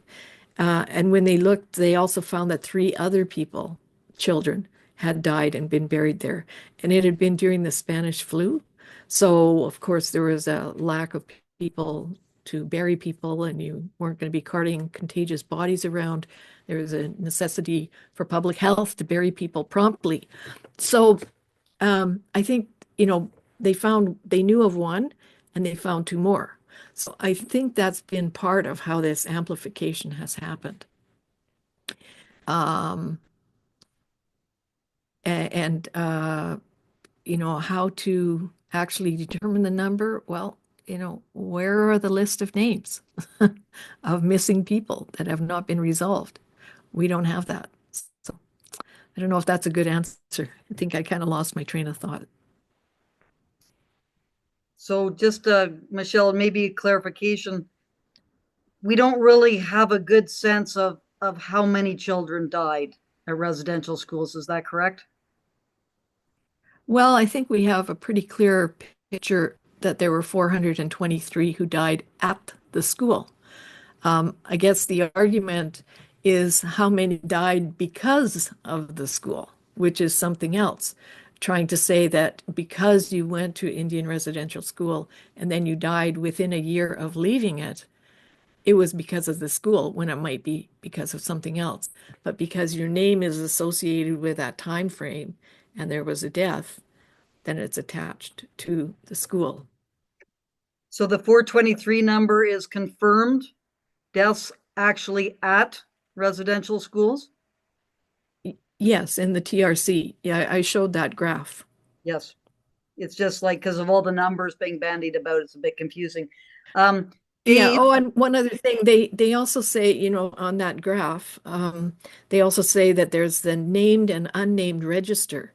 Well, there were different kinds of documents that the schools submitted. Usually they had to fill out a fairly detailed report that included all the names, but then there were these like summary reports where they just issued it and said X number of students died since the school began. So people reading those think, oh, look at that. They didn't even care enough to mention their names, but those names are actually in this documented file.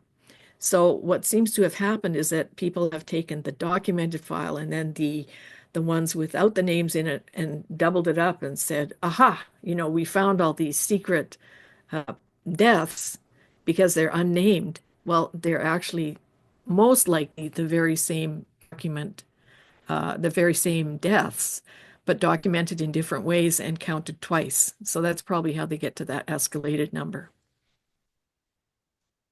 Thanks, Michelle. Dave, is there any more questions from the pub? Yeah, another one.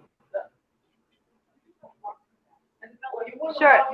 I have a question. So there was a discussion of the schools, being humane because they didn't start till 7 or whatever that was.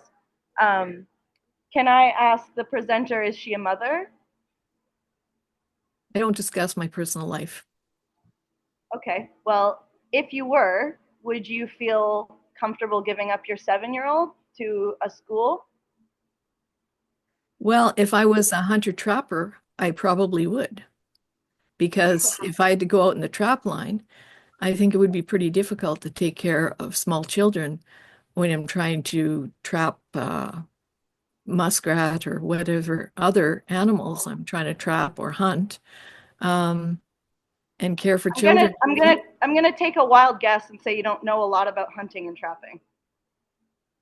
I don't know a lot about hunting and trapping. Okay, that's all the answer I needed. Thank you. You're welcome. Other questions, Dave? That's of people who haven't asked questions before. I think we have one more. I have a question. Oh, yeah. I'm just trying to I wasn't. Dave said there's a bunch of questions from the pub, so I'll get the pub thing done and then we'll move on to the next. After what I have on my list is after the pub, I've got Jennifer Frisley and Kathy Drake, and then there's a lot of chatter in the chat. So yeah, I just noticed 100 messages. So I'm probably missing some, but Diane, I've got your name down on the list after. Yes. Someone wants to know what the pub is. Let me just mention, out on Lasqueti Island, they're hosting a watch party out there at the pub. And we just have one more question, I believe. Okay, we'll take one more question. Hi, thank you. So just in regards to you mentioning the Red Deer Residential School, the Red Deer Industrial School, and the 4 children that were buried at the cemetery, that is my home community. Mm-hmm. I am from Treaty 7, Treaty 6 territories, and by and large, I am curious as to, I guess a few things. There was so much talk about how people saw the schools as a good opportunity to engage in a colonial way of life. And given the fact that we understand how detrimental that was, not only to a culture and a way of life that has existed for millennia before, can you really honestly justifiably say that it was a good thing, that this moved us as a population forward, that we can continue on and say without jurisdiction or without impediment that this ultimately was good for Indigenous people? Because right now what we have seen is the fact that as we have understood reconciliation or the truth of what has come to light, that we have put in place opportunities for Indigenous people to regain sovereignty. And because of that, we're seeing a population increase. And so based on just a numbers fact, when we're looking at how we've chosen to decimate a population, but when we look to reconcile and rebuild relationships, that population is increasing. Can you just give some light into how those numbers correspond with the fact that it isn't a genocide or that it wasn't a genocide, and how we're looking forward to seeing a population increase based on the fact that if we hadn't decimated it, why are we seeing growth in a way that is by and large going to be a major force in Canadian population, in economics, and in politics? Well, I believe the population, the Indigenous population of Canada today is about 1.8 million people, which includes status Indians as well as Inuit and Métis. And so first of all, with regard to the colonial aspect, when the first explorers came here from Europe, they engaged in beneficial trade to both sides. Like the Indigenous people could have wiped out all of the people who stepped off the boat like that. But they didn't. For some reason, people were interested in having like a copper kettle or a rifle or a flint that would always light a fire with a spark. They were interested in having things like flour in a can, because then you could make bannock. So you could carry that flour with you on the trail and have food there. So even when there was no food, if you didn't get lucky that day hunting game, you still had something to eat. So I think that there was an obvious mutual benefit that both parties continued to engage in. And you know, in Canada, there wasn't the coercion that there was in the States with the cavalry. And there was a respectful trade.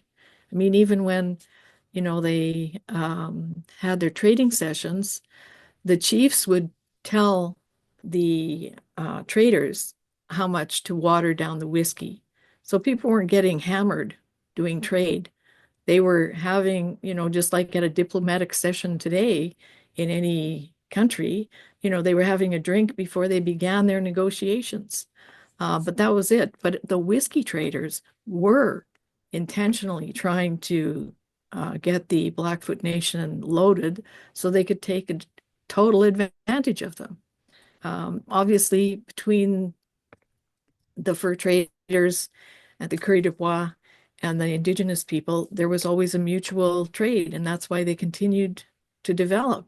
And that's why I think the Canadian government, such as it was back in the day, intended to protect the Native people on the this side of the medicine line. I think that's also why they made them wards of the state at the time, because by doing so, then the U.S. cavalry couldn't touch them without starting a war. Now, Canada wasn't really in a position to fight a war, but, you know, it was still pretty strong in their minds in the States that the British forces, along with friendly Native people, had burnt the White House black in 1812. So I, you know, look historically, there are many times that the Native people could have wiped out any incoming European, and they chose not to because the things that Europeans provided to them were useful and they wanted them, and vice versa. All right. Okay. I think we've had the pub questions. So I'm just looking at, so Jennifer Frisley. Did Jennifer want to ask a question? Sure. Hello. I thought this talk started at 7 instead of 6, so I missed it. Well, I'll watch the video. But I have a question which I don't think I'm assuming you didn't cover, but there's a global movement in the last 20 years to just put a very large focus on Indigenous rights. And this is, you know, anything like in New Zealand when recently there is a, I don't know, there's a bunch of controversy with trying to change the laws and the classifications for Indigenous people versus regular New Zealanders who are, I guess, foreigners, versus, you know, that also in Canada. Like it's a very global thing where Indigenous rights are becoming more focused. And I'm just wondering, like, in your perspective, what's the goal of that? Like, if the goal isn't good, because if the historical narrative of, bad things happen to these good people, thus it's a bad thing, so let's do something to make it good. If that's not right, if that's not accurate or true, then what do you think the push is to focus on these people and be like, okay, let's give these people rights? Like, what would there be a drive for that if nothing bad happened to them? Like, if that's the argument, I'm just curious what you think the goal of that would be. Well, I think that it's made quite evident in the ninth annual report of the International Funders of Indigenous Peoples, which was a conference that was held on Tofino Island in 2010, I believe it was. And there are very large foundations and corporations who want access to mineral resources, especially now critical minerals. So most Indigenous people in the world sit on undeveloped land. And so I would say that the main goal is to try and, on the one hand, con these people into believing that they're going to be treated in a special way, but in fact, to get access to these resources in a way that bypasses the sovereign government of the country. And you can see a perfect example of this in Elaine Dewar's book from 1995 called Cloak of Green. I don't know if you can get it online anywhere. I think there are some excerpts online. You may be able to borrow it from a library. I don't think it's in print anymore. But she talked about, this was at the time of the saving the Amazon rainforest. She talked about how curious she was as a journalist to go to one of these saving the rainforest events. And there's sort of the people, Suzuki Foundation running around there and these corporate guys running around there. And they brought a native person from the Amazon in their native attire and face painting. And then she started tracking this and found that these corporations were subverting the laws of the Brazilian government and making deals directly with certain chiefs of these tribes. So those certain chiefs would benefit greatly. One guy got an airplane, a lot of money, whatever. But the rest of the tribe didn't benefit, and the country didn't benefit at all. And of course, not being under sovereign rule of the country, whatever environmental rules they had were not respected either. So I recommend having a look at A Cloak of Green. And the International Funders for Indigenous People reports are online. I can also post a link to that particular one. And in it, the tar sands campaign is mentioned. And in it, they say that the environmental organizations and the indigenous groups are going to gang up to block Keystone Pipeline. So, if you are on the side of not using oil and gas, that sounds like a good thing. If you're on the side of having a sovereign government decide such matters, that's a bad thing. Okay, thanks very much. Can I respond, or should I just let people go with the next question? We should probably, well, just if it's just a quick one, sure. But I've got, just so people know, after Jennifer, just as a follow-up, Kathy Drake, Diane, Ted, and Kaya Fraser are the people I have. As you probably have noticed, there's like 100 messages in the chat. Yeah. So things are getting a bit unruly. But go ahead, Jennifer, ask a follow-up. Oh, well, I just, so if I'm getting your answer, it's you're basically saying that they're being used as pawns. Yes.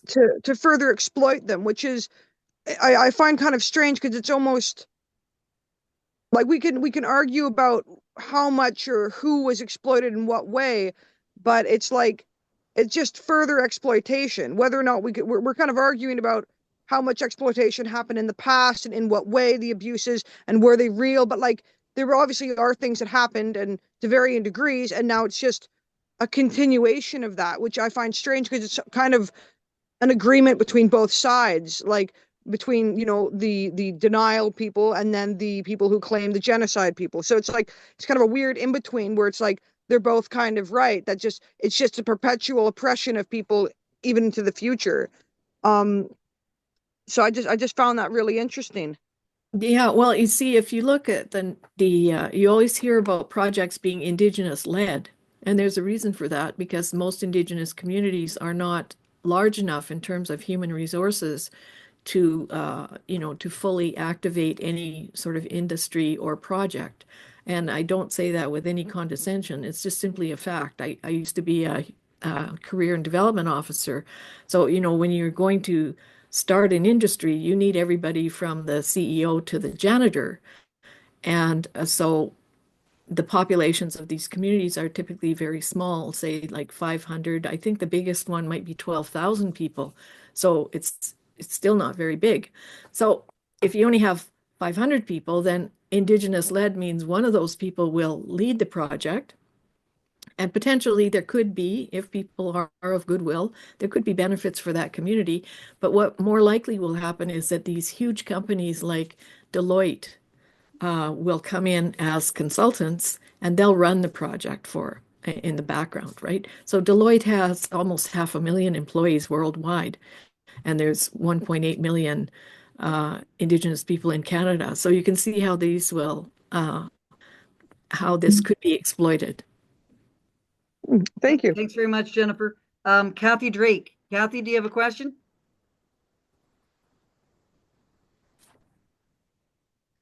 You're muted, Kathy. Are you able to unmute yourself, Kathy? There we go. Okay. There we go. Hi, sorry, I was late. Thank you, Michelle, for putting this on and taking all your time to do all this research and do this talk. It's incredibly informative and very interesting and refreshing. I was in a statistics and research course at Mount Royal University, and it was in the ethics of research. They went over an alleged story of experimentation on Indigenous children, where they said that there was nutritional experiments where the children were not given the proper nutrients, they were not given the highest standard of care available, and then they were studied. And then today I came across a post on X where a guy did a thread on medical malpractice and scientific experimentation on humans. And he mentioned this as well. And then he mentioned testing tuberculosis vaccines on children. And I tried to do some research into the guy who claimed that there were nutritional experiments on children. He has since deleted his website. On his website, he also had the claim of the 215 children confirmed at Kamloops. And he didn't show any sources for this claim of nutritional experiments. He didn't say the location that it happened. He didn't say how many children were involved in the experiment. He didn't say the time that it took place, and he didn't show any documentation. He just said it happened, and this is the source that the university was using. And then as far as my understanding is, testing tuberculosis, I think that it was a different time, and that anyone that was under the care and supervision of medical professionals were kind of seen as that they were doing something to try and help people. And so they would try and test vaccines or that sort of thing. So that might be a possibility. I was just wondering if you have any insight into that.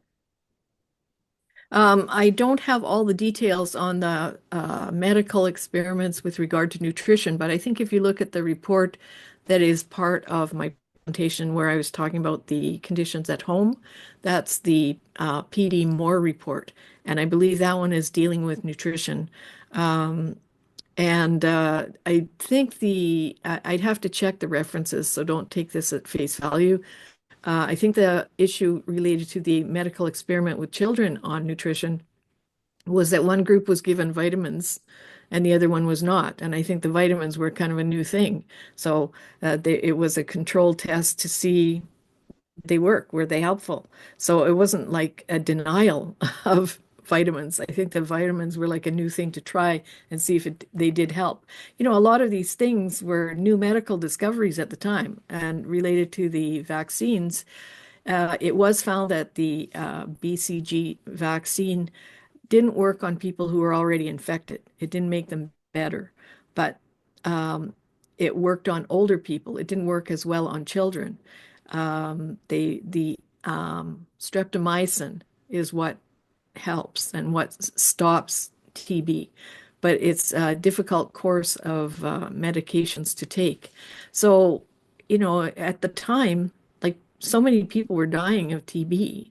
Like if you read Stoneface, which is Stephen Caxby's book, and he's married to Marie Wilson, who was a commissioner, his mother's entire family, her parents and all her brothers and sisters, they all died of TB.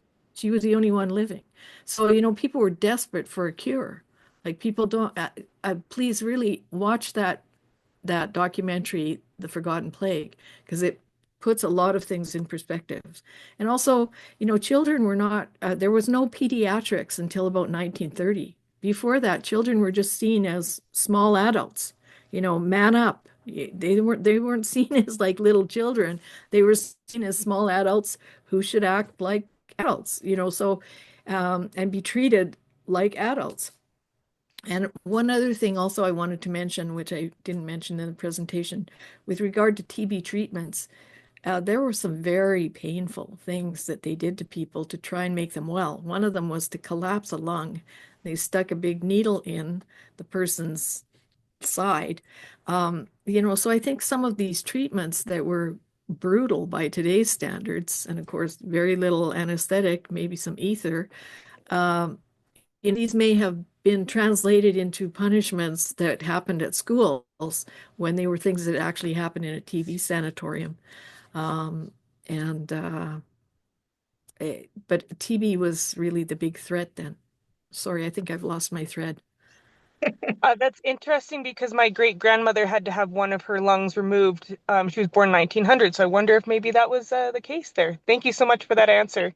It could be, and TB was, once they understood that it was contagious, people were buried without a headboard often because you didn't want anyone to know that your family member had died or died of TB. So, they just vanished, and people would say, well, what happened to your sister? Oh, she went out to the coast, because otherwise you might get kicked out of your house. You might, if you were renting, you might be kicked out if they knew that in your family you had a TB person, because you probably were infected too. So. Thanks, Kathy. Next person on the list is Diane Sparks. Diane, do you have a question? Yeah, I do. Am I there? Yep. Okay. So, first of all, I just want to, Francis and Michelle, I want to thank you so much for bringing this together tonight. It's so informative. I'm so impressed, and I think that this should be spread across the whole, all of Canada. But I have a question for you, Michelle. Is this information available? What percentage of children died on the reserves? Like the percentage of children that died on the reserves versus the children that died in residential schools? That's my first question. And my second question is, how can we achieve mass exposure of the information that you provided tonight? How do you feel that we could provide this information to all Canadians that need to know this pertinent information? Thank you. With respect to your first question, I don't think that there is a clear statement of the percentage of children who died on reserve versus in schools of TB. I think that there is a comparison, and I think that, I think Robert Carney makes slight reference to it in one of his commentaries on the Royal Commission on Aboriginal People, where he said that, it wasn't often compared, but where it was compared, children in the schools fared better than at home. And of course, when you read about the conditions that people were living in, they would have fared better because the sanitation was much better at the school. And, with regard to this sanitation issue, we hear how many people were humiliated at being stripped naked and scrubbed down when they got to the school. Well, a lot of people had lice carry diseases. If you go into an institution where you'll be with a few hundred other children, all those clothes either had to be thrown away or had to be washed and disinfected, and so did you. Yep. So Yep. it was probably very shocking for a lot of small children. I'm sure it was terrifying, and probably something they'd never seen before. Just remember, that 1945 reference I gave, they didn't have any running water at home. Yeah, that's and they right. were all living like 10 to a very small cabin. Well, their sanitation was minimum, right? Right. That's And why they so got a lot then- of the diseases, was because they were exposed to it, right? Right. So, And then they were brought into this very rigid, orderly environment where sanitation was really, really super important. And it became more important the more that people understood the germ theory and the transmission of TB, because, TB stays alive for quite a while on surfaces, unlike most diseases. So that's why there was this obsessive scrubbing and cleaning at the schools. It was for public safety and health. That's right. Exactly. Okay, well, thank you very much for your answer. I appreciate it. Oh, and for how do we get this out there? Well, thankfully Francis is recording it. I think we're still on record, right? We are, yes. Yep. And So let's so spread this it's on social recorded, media. then let's share it on social media. That's right. That's what we need to do, baby. And I'll see y'all in jail. Yes. Unfortunately. Let's get it done quickly before this becomes illegal. Yeah. Okay, thank you, Diane. Next question. Ted, you've had a few things in the chat, and I don't know if you had a question or not. I'm losing track because of all the chatter. So Ted Vizzuti, did you want to ask a question? Hi, Francis. Can you hear me now? I can, yep. Yeah. Okay. Hi, Francis and Michelle. Thanks for doing this. I don't know if I have a specific question. It might come up out of my talk here, but how far and how much longer do we have to go with this? We know what happened in the past, and we need to move forward. We need to all come together and say enough's enough and learn from the past. We've already gone into teaching about things. We've gone into saying that we're not telling you to forget your heritage. It's like the Italians, it's like the Germans, it's like anybody that's out there. When you're at home, you speak the language that your family speaks, and you teach the ancestry of the past.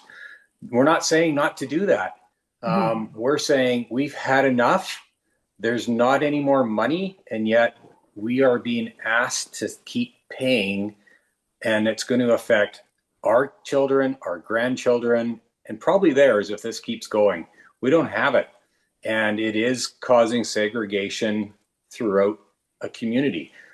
I feel, maybe you can tell me if I'm wrong, this is all part of the plan. We have spent thousands and thousands of hours talking about what is going on. Some true, some not true, some we just don't know about. But it's dividing us, and they're watching from a distance, and it's only a small group of those people, that 6% of their area, that is compensating from this. They're taking the money, and they're getting richer. I mean, the group here close to Powell River is a small band. It's about 700 people in it, and they have a $100 million budget compared to the city that's less than that. So they're going to walk up through the center in this divided community, or whatever community we're talking about, and walk up and take more and more and more. It's causing issues. Now, I don't know if you feel that that's correct or not, but I'll leave it with you. And that's a view that I'm having, and maybe you can clarify it for me. Well, I think that you're correct there. And I think that one thing to keep an eye on is the nature-based climate solutions. You may have seen things like land guardians, water keepers, fire guardians, fire keepers, as part of a plan to go forward for local employment on Indigenous communities. This is all part of a very large carbon credit market where various areas would be sort of fixed in time and left untouched and pristine, and carbon credits would be traded internationally on that land. And then the handful of Aboriginal people living there would become the water guardians or land keepers, effectively not moving anyone into the modern world, going backward. Now, maybe some people want to do that, but I don't think that this is part of the broader conversation in society. And I think it's like sneaking up on Canadians, and no one really knows that it's happening. So that's one thing to keep an eye on. I just noticed here that someone said, Dolores said, I'm in my 60s and grew up with no running water and outhouses. I'm insulted to think that people would think we were unsanitary. We boiled water from our well. No one in my family was ever sick. I also grew up part of my life with only cold running water, a pump at the back door, and an outhouse. And I know what that is to go out for a crap in -40. It's pretty chilly. But my mother was very smart, very persistent about keeping things clean and tidy and neat. And we were rarely sick either. But that's because she knew about sanitation. She had been a caregiver to her elderly grandmother. She'd been orphaned when she was 10 and was sent overseas to care for her grandmother, and spent the next 18 years there. But during that time, she learned all those things. But these are modern things that were not an integral part of the culture of people living in the woods. So. Wow. Okay, thank you, Ted, and thank you for that comment in the or that comment about the sanitation in the chat. Kaya Fraser, did you want to ask a question? Sorry, I hope I pronounced your name correctly. Hello. Hello. Sorry, this is Kaya's friend. First of all, I want to say it's kind of sus how I haven't seen a single Native person in this whole fucking thing. But here's my question.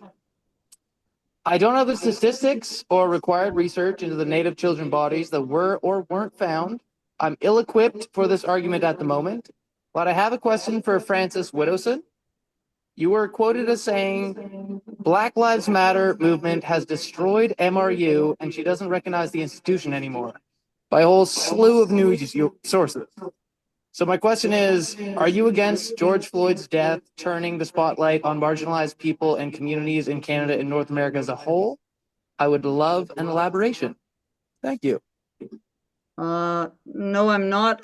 In the interview that I did, I was making a hyperbolic comment about anti-racism training being brought in by the Mount Royal Anti-Racism Coalition, an anonymous group of about 70 faculty members who were using their anonymity to smear various people. And that's what I thought was destructive. A destroy MRU was an exaggeration, but I should have said has done serious damage. The Mount Royal Anti-Racism Coalition has done serious damage to the academic mission of Mount Royal University. On a different topic. Oh, sorry. Sorry, there's some feedback in the loop there. Yep. I guess that's fair. It's hard to get from this whole intro video here that it's all legit facts. I've seen some flaws already, but what are the flaws that you have seen?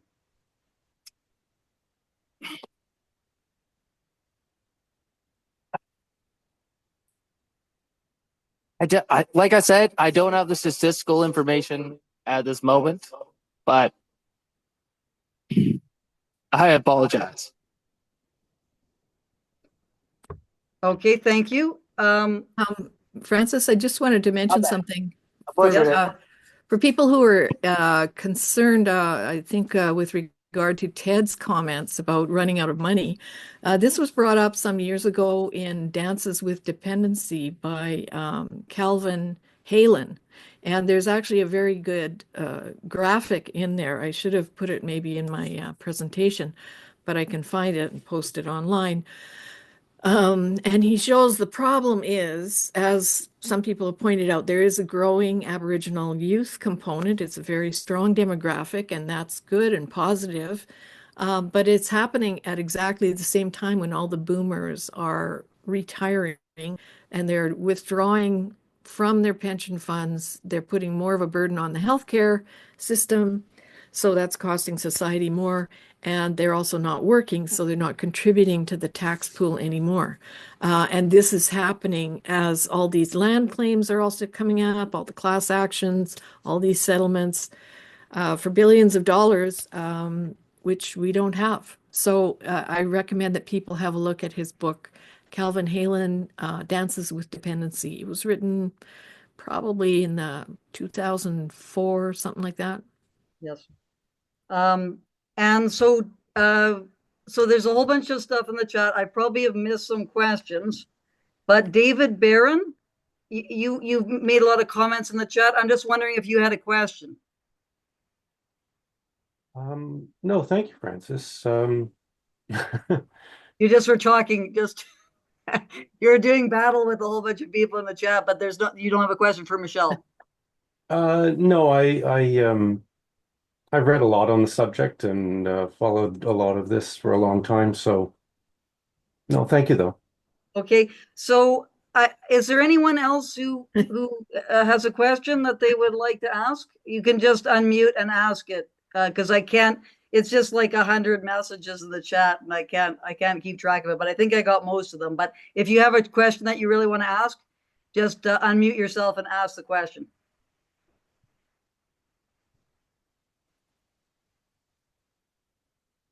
Going once? Going twice? I have a comment. A comment, Alex. Yeah, I'm probably going to get a kick in the teeth for this, but there's this belief that Indigenous cultures lived in this kind of Arcadian utopia. And I want to basically tell, especially the guilt-ridden white liberals, no, they didn't live in a white or in a cultural or natural utopia. Life was brutish and it was short and it was mean. Just like all hunting and gathering societies.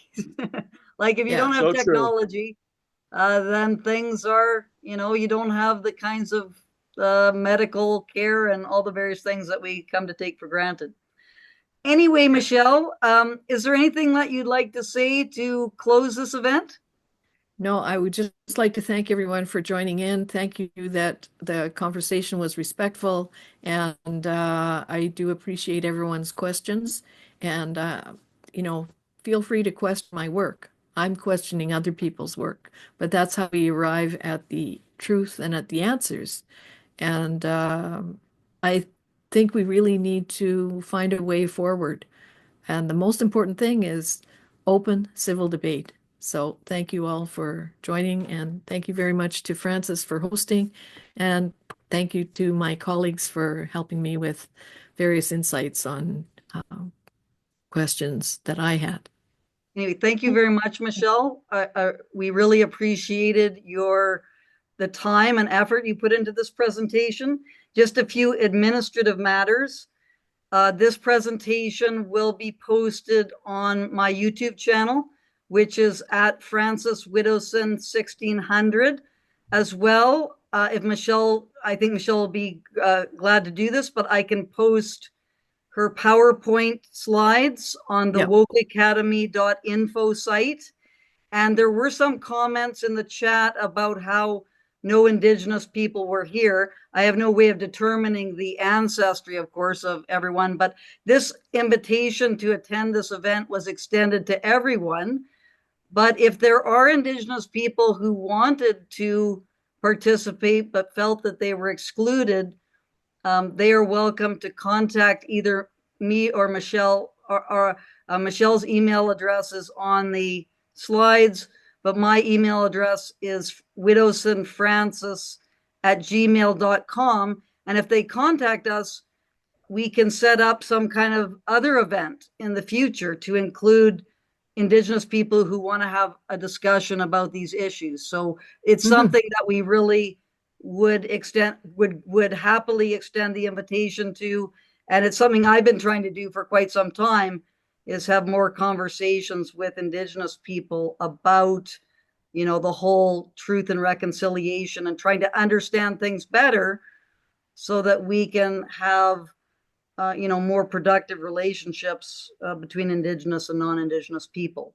So thank you very much, everyone, for your great questions. Thanks for participating. And hopefully we'll be able to have another event like this sometime near in the future. Have a good evening.